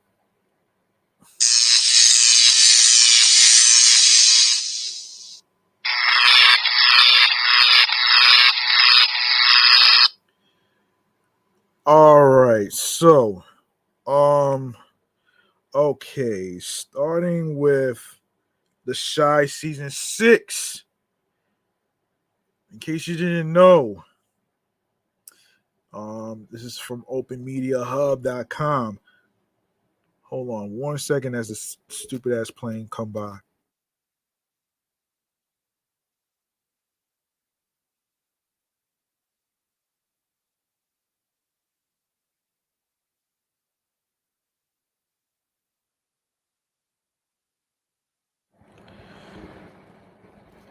The Shy is a drama series on American television. The Shy season 6 is currently being eagerly anticipated by fans. Lena Waite is the author. The South Side, hang on a minute here. The South Side of Chicago neighborhood serves as the setting for the entire television series. On January 7th, 2018, Showtime broadcast the debut. Following the conclusion of the 4th season in August 2021, it was revealed that the show had been renewed for a 5th season, which debuted on June 24th, 2022. The Shy season 6 received a new season renewal in August 2022. All right, so what will be the plot for The Shy season 6?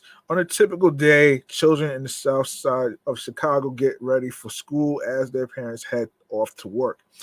Young adults scraping by the elderly people staring from their front porch, are also there. This thriving community is perfectly described in the official synopsis, of course. All right, so let me see. What the hell is this, man?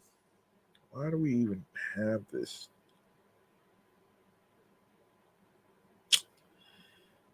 And this thing always popping up, man.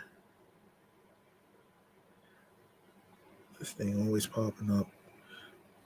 All right. The Shy is an appropriate coming age of series in a dangerous environment where making the wrong call can be fatal. It centers on several residents who are bound together by fate, yet shared a wish for fulfillment and forgiveness.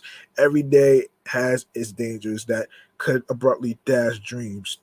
The show has won accolades for its realistic depiction of Southside life and its varied cast. Many of the actors are from the Chicago neighborhoods. It has also received praise for its careful handling of difficult subjects, including gun violence, racial relations, and poverty. Um, a rarely seen television show, The Shy managed to convey the intricacies of life on the outside. To truly comprehend what it's like to live on Chicago's South Side, everyone should watch this show. It gives viewers a unique picture of life in one of the busiest cities in America.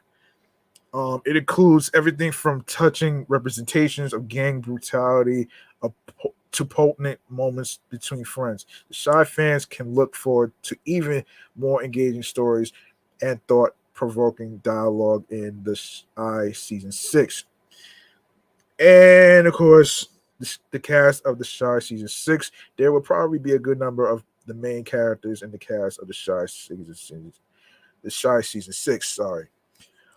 This means that we can anticipate the return of Yolanda Ross as Jada, um, Shaman Brown Jr. as Stanley, aka Papa, Alex R. Hibbert as Kevin, Michael Epps as Jake, and Jacob Lattimore as Emmett. Lena Waite discussed the future season, so we also know that she very certain will serve as a showrunner when the TV show returns. Teenager Emmett is enamored with sneakers and has trouble keeping them with his jeans. As a result, he now has an unintended child. He tries his best to take care of his son with the encouragement of his tenacious mother, Jada. Kevin is a decent boy from a loving family who just wants to hang out with his pals and make out with pretty girls. On the on the on the south side, though, Kevin is simple. It's simple to find yourself in the wrong spot at the wrong moment. The harsh but devoted mother of Emmett is a dedicated elder care nurse who has no interest in watching any more of her unexpected grandchildren. Ronnie's grandmother, Etho, is one of her parents. Papa is the third person in Kevin's gang, and he's hilarious, smart, and he loves to eat. He has a lot of self assurance, and his major goals in life are to follow his many interests and date girls. Jake is a close friend of Kevin's, and the three of them are practically inseparable. However, Jake runs the risk of being influenced by his older brother, a gang leader in the community. High school track star Kevin's older sister, like any other adolescent trying out freedom, she regularly ends up with her overbearing mother. Oh boy. So when will the Shy be released? So of course the Shy season 6, as you may know, it started airing on Friday, August 4th. So there won't be much time to wait. Um, there will be two halves to the season to the season, each with 8 episodes. Showtime renewed the Shy for a sixth season in August, when the fifth season was still in progress. Given that the fifth season premiered on June 24, 2022, we knew that the sixth season's release will be in 2023.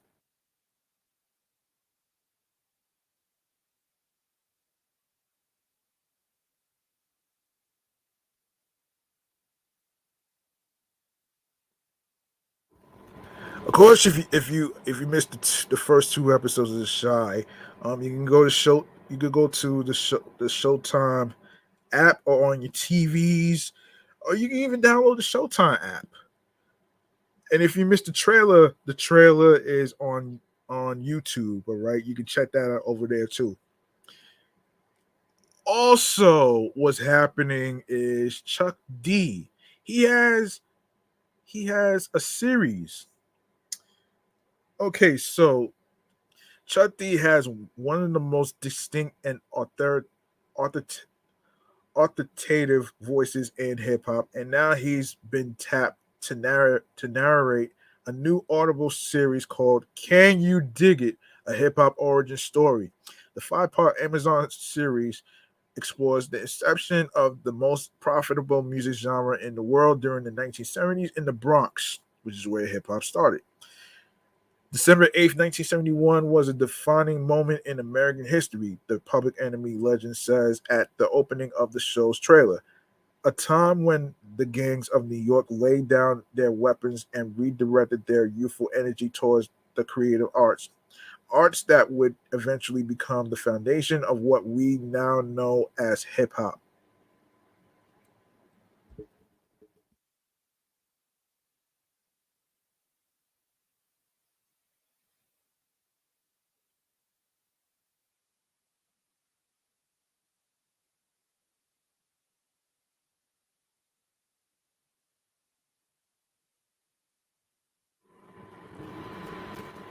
The show itself centers around how the murder of Ghetto Brothers gang member and peacekeeper Cornell Black Benji Benjamin led to gang members choosing to settle their differences peacefully through the whole avenue.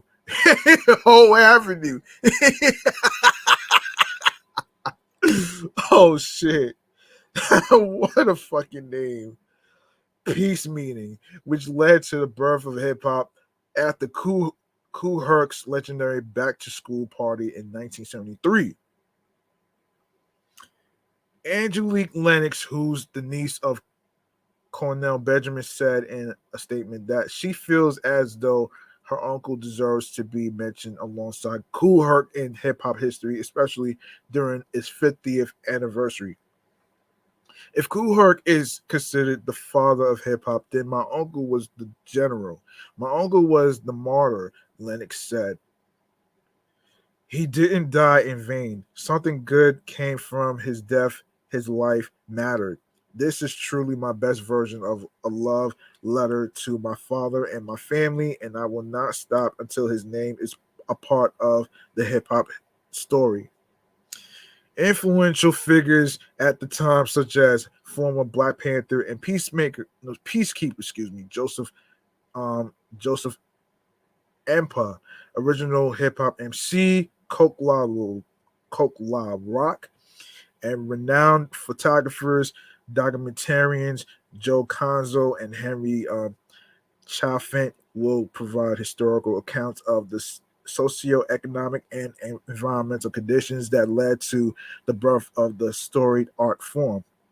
The titles of each episode in the series are Episode 1, The Bronx is Burning, Episode 2, Old Enough to Die, Episode 3, The Three Trash Cans, Episode 4, Imagine, and Episode 5, From Hopeless to Hopeful. The series will be released, which is today, actually. Today, which is August 10th, via Audible. You can check that out on Audible as well.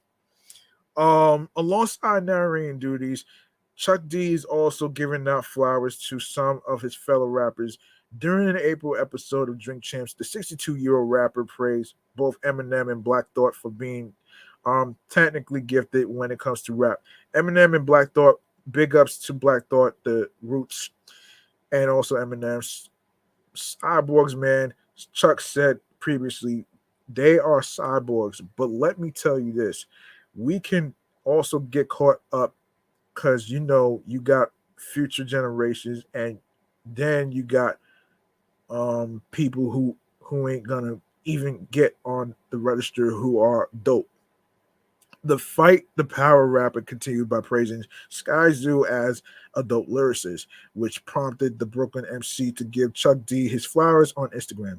The good word on a Sunday from the pastor of hip hop, the legendary rhyme animal Chuck D, Sky Zoo wrote in response at the time, an absolute icon, honored and humbled and grateful to say the least. Thank you, OG. The book I studied from as a young aspiring writer had chapters dedicated to your penmanship in it. I learned from you 1000%. Salute, OG. Okay. So you can check that out on Audible. So you can check that out on Audible right now. All right. So let's see. Let's see. All right. We got some stuff to talk about. We got some hip hop 50 events to get to. Let's see. Let's see if I can actually look up some stuff actually. One moment.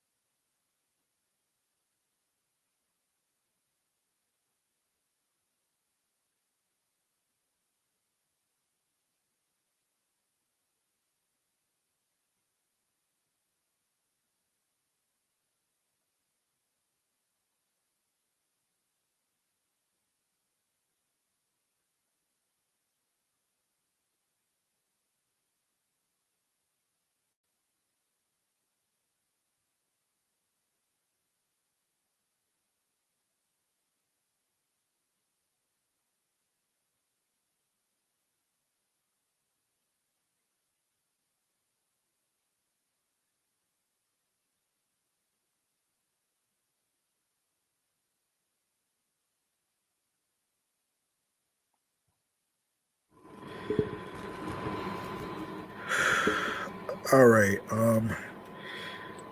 Okay. Sorry about that. I was actually trying to look for some hip hop 50 related events in Los Angeles, California. Forgive me. I've been trying to look for that. So um so let's get into this segment. Let's get into this segment right here, right now. Um Remains to be seen, man. This is dedicated to the hip hop 50 events that's going down not only tomorrow but this weekend. Remains to be seen, kids. Get Yes, tomorrow is Hip Hop 50's birthday, and we got some events to uncover. I'm trying to look for some I'm trying to look for like some hip hop events for California. As a matter of fact, you know what? Look,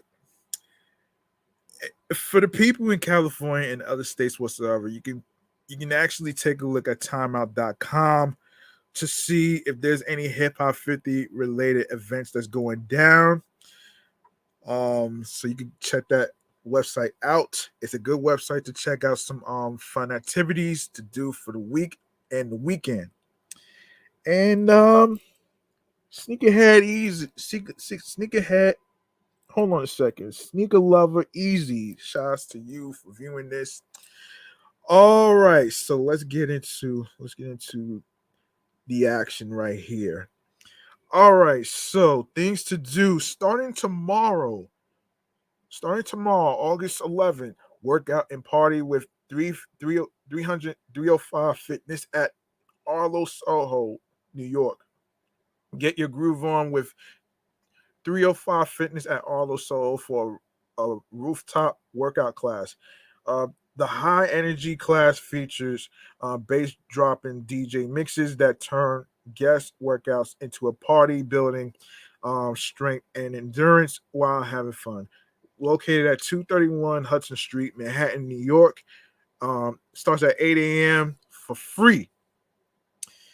The International Puppet Fringe Festival. Get ready for summertime fun as the New York City is set to host the third annual International Puppet Fringe Festival, the only international festival dedicated to puppetry, organized by Titros C.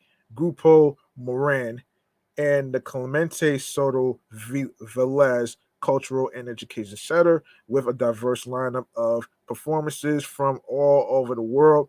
The festival will showcase the artistry and creativity of puppetry.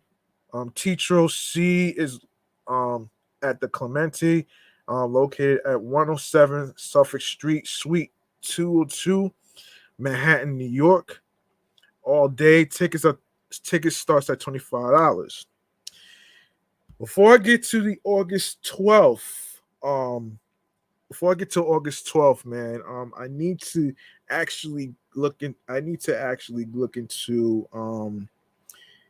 I need to look into hold on a second here. Just give me a moment here. Yes, I did save some events on the podcast show page on Instagram. I'm gonna actually pull up some stuff. So also happening tomorrow is the Hip Hop 50 Live, which is taking place at Yankee Stadium, which is tomorrow. Um, and the performers that's going to be included are Run DMC, Nas, Snoop Dogg, Lil Wayne, Wiz Khalifa, Ice Cube, A Boogie with the Hoodie, Fat Joe, Kid Capri, Lil Kim, Remy Ma, Trina, T.I., Cameron, Common, EPMD, Havoc from Mobb Deep, Ghostface Killer, Lupe Fiasco, Slick Rick, DJ Kool Herc is included, Sidney Campbell, Grandmaster Cass, Curtis Blow, Melly Mel, Roxanne Shante, Scorpio, the Sugar Hill Gang, Battle Cat Hurricane, Chuck Chill Out, Manny Fresh, Clark Kent, Drama, and Molly Mall. Um, all right, so you want to make sure you get your tickets right away. Get your tickets. Let me see if I can find out. Where you can get your tickets. I'm sorry. Let me see where you can get your tickets. I'm sorry. Um, Let me make sure you get your tickets and stuff. So, also happening tomorrow, is another Hip Hop 50 event, which is presented by the Universal Hip Hop Museum, which is Rapamania Showcase, which takes place tomorrow, Mill Pond Park, Bronx, New York, Exterior Street, and 150th Street, Bronx, New York. Performances includes Fearless 4, Chuck D, Freedom Williams, Rockmaster Scott, Dynamic 3, The Skinny Boys, The Boogie Boys, Divine Sounds, Chill Rob G, Sweet Tea, Petta Wayne, Boogie Black, Busy B, Starsky, Rayvon, and Johnny Y, Sparky D, MC Unique, Uniquity, Blase Blase, Mikey D, Donald D, BX, GVC Force, Armani Force Brothers, Cool, Kyle, The Star Child, Lord Chaos, and it's hosted by Coi Leray, Original Spinnerella, Pete Nice, Sherry Sher, Paradise. Music provided by DJ Kev Rockwell, surprise guest host and performance. Open Cypher, Red Bull BC1, murals by Thrive Collective featuring Tats Crew, Lady Pink, Queen Andrea, and Will Power. And it starts from noon, which is 12 p.m. to 6 p.m. All right. And it's a free event. So you can go check that out for yourself too, man. Hope y'all have a good time. All right. Let's see. Let me see if I have any more to. Yes. Oh shit. I can't use that. Anyway, let me see if I have any more that's happening tomorrow. If there's any more to talk about for tomorrow, let me see. All right, I think I mentioned what's happening for tomorrow. Let's go to what's happening Saturday, August 12th. Yes, so art exhibit at Narrows Botanical Gardens. Bay Ridge artist Kristen Reber Harris is currently exhibiting 6 drawings at Narrows Botanical Gardens. The series is in keeping with Kristen's career, long focus on celebrating the wisdom and beauty of the natural world. Narrows Botanical Garden, Shore Road and Bay Ridge, Brooklyn. All day. It's free. Taiwan, a World of Orchids 2023. Immerse yourself in a stunning display of over 750 pots of orchids and experience Taiwanese art and culture. Make orchid crafts, learn how to make orchid-centered bouquets, experience a tea ceremony, converse with orchid experts, listen to ancient storytelling, and so much more. So Queens Botanical Garden is located at 43-50 Main Street in Queens, New York. It starts at 9 a.m. and it ends at 5 p.m. The price is between $2 to $6 and free for members and children 3 and younger. Wow. Yeah. Hold on 1 second. 1 second here.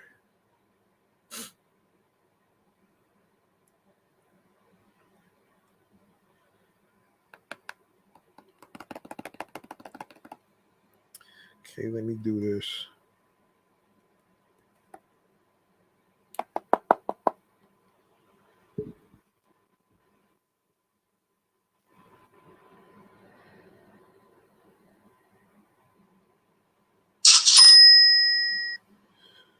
Okay. Okay, so Sunday, August 13th, Ilana Savdi. Hold on. Radical Contractions. Ilana Savdi explores themes of performance transgression, identity, and power in her vibrant, large-scale paintings. Her canvases assemble fragments into finely detailed, fluid compositions that pulsate with flamboyant color. Abstracted forms conjoin, merge, and blend to create realtist access. The Whitney Museum of Art, American Art, is located at 99 um, Gansevoort Street, Manhattan, New York, all day. It is a free event. You can go check it out for yourself. You can go check that out for yourself. Let's see. Yes.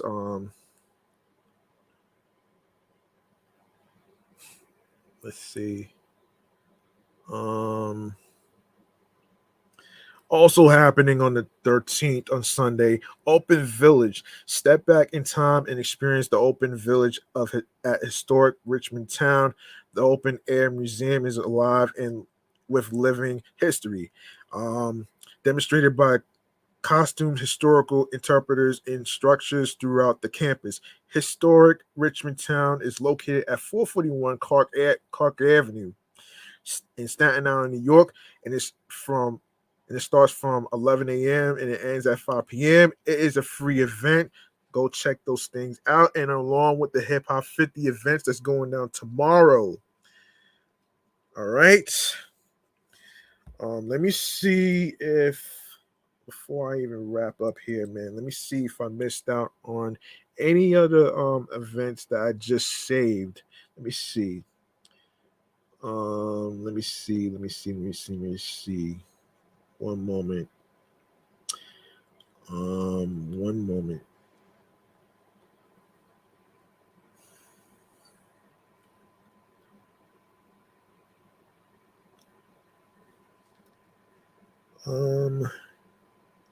Let me see.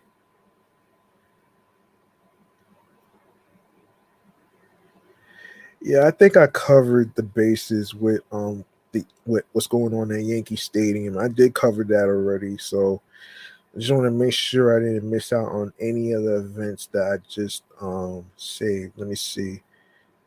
If I did, I do apologize. I'm really trying to wrap this up. Trying to um get ready for work tomorrow. So, you know what I mean? So forgive me. Anyway, we're gonna wrap up here, man. All right. We're gonna wrap up here.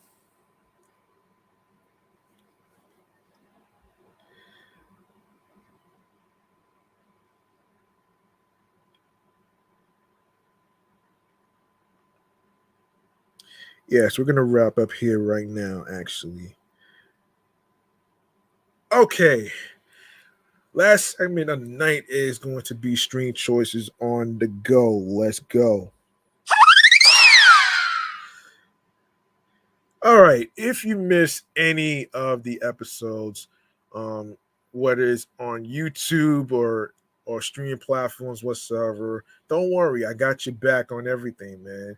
And you can go ahead and follow my New York Avenue podcast, especially on threads, um, Instagram, Facebook, Instagram included, and and of course you can follow that alongside with my other podcast shows, Excellent Fun Vibrant Talks podcast, alongside which is my sports platform, the review show Meticulous Vibe Juice podcast. I will actually try to see if I can actually get everything situated with the scheduling on that one. So and you can also follow me on the gram and also on threads as well, which is G Money Stacks 555 in Queens, New York. Turn on your notifications to details on when each episode is going to be dropping, and of course some details in terms of in case I have some questions to drop off, and of course if I'm going to a special event regarding hip hop or whatever, but in the future. So if you go to the link in bio, you're gonna see a whole list of streaming platforms, and I need you folks at home to download these apps onto your phones, your iPhones, your Android phones, your iPads, your Android tablets, and alongside with your laptops, Apple, and of course Dell laptop, depending on the models you have. Make sure you download those apps onto your laptops as well. As I list them, starting with Audible, Audacity, Amazon Music, Breaker, Bullhorn FM, Castbox FM, Deezer, Listen Notes, Moon FM Podcast, Player FM, Pocket Cast, Podfriend, Podhound, Podopolo, Podorama, Podcast Index, Podcast Addict, Podchaser, Podverse, Podcast Guru, Podvine, Stitcher. Hold on a second. Spotify for podcasters, TuneIn Radio, Google Podcasts, Radio Public, iHeartRadio, the number one app for music, radio, and podcast. You don't need a credit card or debit card to download iHeartRadio or any of the apps that I just mentioned right there. Make sure you subscribe to all the platforms that I just mentioned. And, of course, make sure you follow the 3 podcast shows that's also on iHeartRadio. Excellent Fun Vibrant Talks podcast, Sports Edition show, Meticulous Vibe Juice podcast review show, and also follow the primary show, Off the Meat Rat Chainz New York Avenue podcast. That's also on there, and also do the same for YouTube. Make sure you go ahead and grab that subscribe button for me on the YouTube channel page of G Money Stacks 555. All the video content is under the live section, okay? So you don't have to worry about any particular videos whatsoever. So it's under the live section on the YouTube channel page. And also on the playlist, I actually have a playlist of all the episodes that's been recorded and everything in between. So you don't have to worry about searching for videos right there. So it's on the live section. When you click on the live section on the YouTube channel page, you can see all the episodes that's already recorded. So don't worry about anything. Don't worry about the upcoming episodes. They're on different dates, okay? I just rearranged all that on StreamYard. So when I set it up on StreamYard, that's how it's going to come out. So, you know what I'm saying? Yeah, so click on the noti bell alongside with alerts so you can be reminded when the show goes in the air via live stream, along with topics being discussed. Leave a like and a comment along with the episodes and topics. Make sure you stay tuned for more video content, upcoming episodes, previous episodes, and of course, be sure to listen, stream, watch these episodes, especially YouTube, and make sure you share the episodes, share the videos, and of course, tell a friend to another friend, and of course, spread the word. Word of mouth is important. And be sure to share the link that says Linktree/GMoneyStacks555 with all the streaming platforms of my New York Avenue podcast with your friends, alongside with your husbands, your wives, your boyfriends, girlfriends, friends, everyone you can think of who you met at any particular event, any place whatsoever. Whether it's at festivities, whether it's at amusement parks, block parties, barbecues, you just name it. All right. I think that's gonna do it for me, man. I'm your man G Money Stacks, aka the Gregonator. Thank you very much for listening and tuning in and rocking with me on episode 239 of my New York podcast, my New York Avenue podcast right here, man. I appreciate every single one of you for listening, tuning in, and everything else in between. And remember, the grind doesn't stop. Hard work pays off. If you want something, you have to work hard and earn it. And also, you don't need to rely on other people's validation. You don't need to worry about other people's validation whatsoever, or approvals or whatever. You know what I'm saying? The only person you have to validate is yourself. You feel what I'm saying, folks? You have to do what works for you, not based on other people, not based on anyone's ideas whatsoever. Also, you want to make sure you look for something, find something that makes you smile, creatively, mentally, physically, and spiritually, that gets you into your zone alongside with tunnel vision. And yeah. And look, like I said, that's it, man. I appreciate every single one of you, man. And I'll be back with the next episode, and hopefully in the future I will try my best to actually give more of an update on the actors and writers strike and other topics that I am going to be including. And hopefully in the future I will be covering the Jamaica bus terminal situation. So stay tuned for that as well. And of course, peace and one love. Be careful out there. Look out for one another, especially check to see how they're doing on a mental check-in basis. Mental health check-in basis, all right? See if they are all right.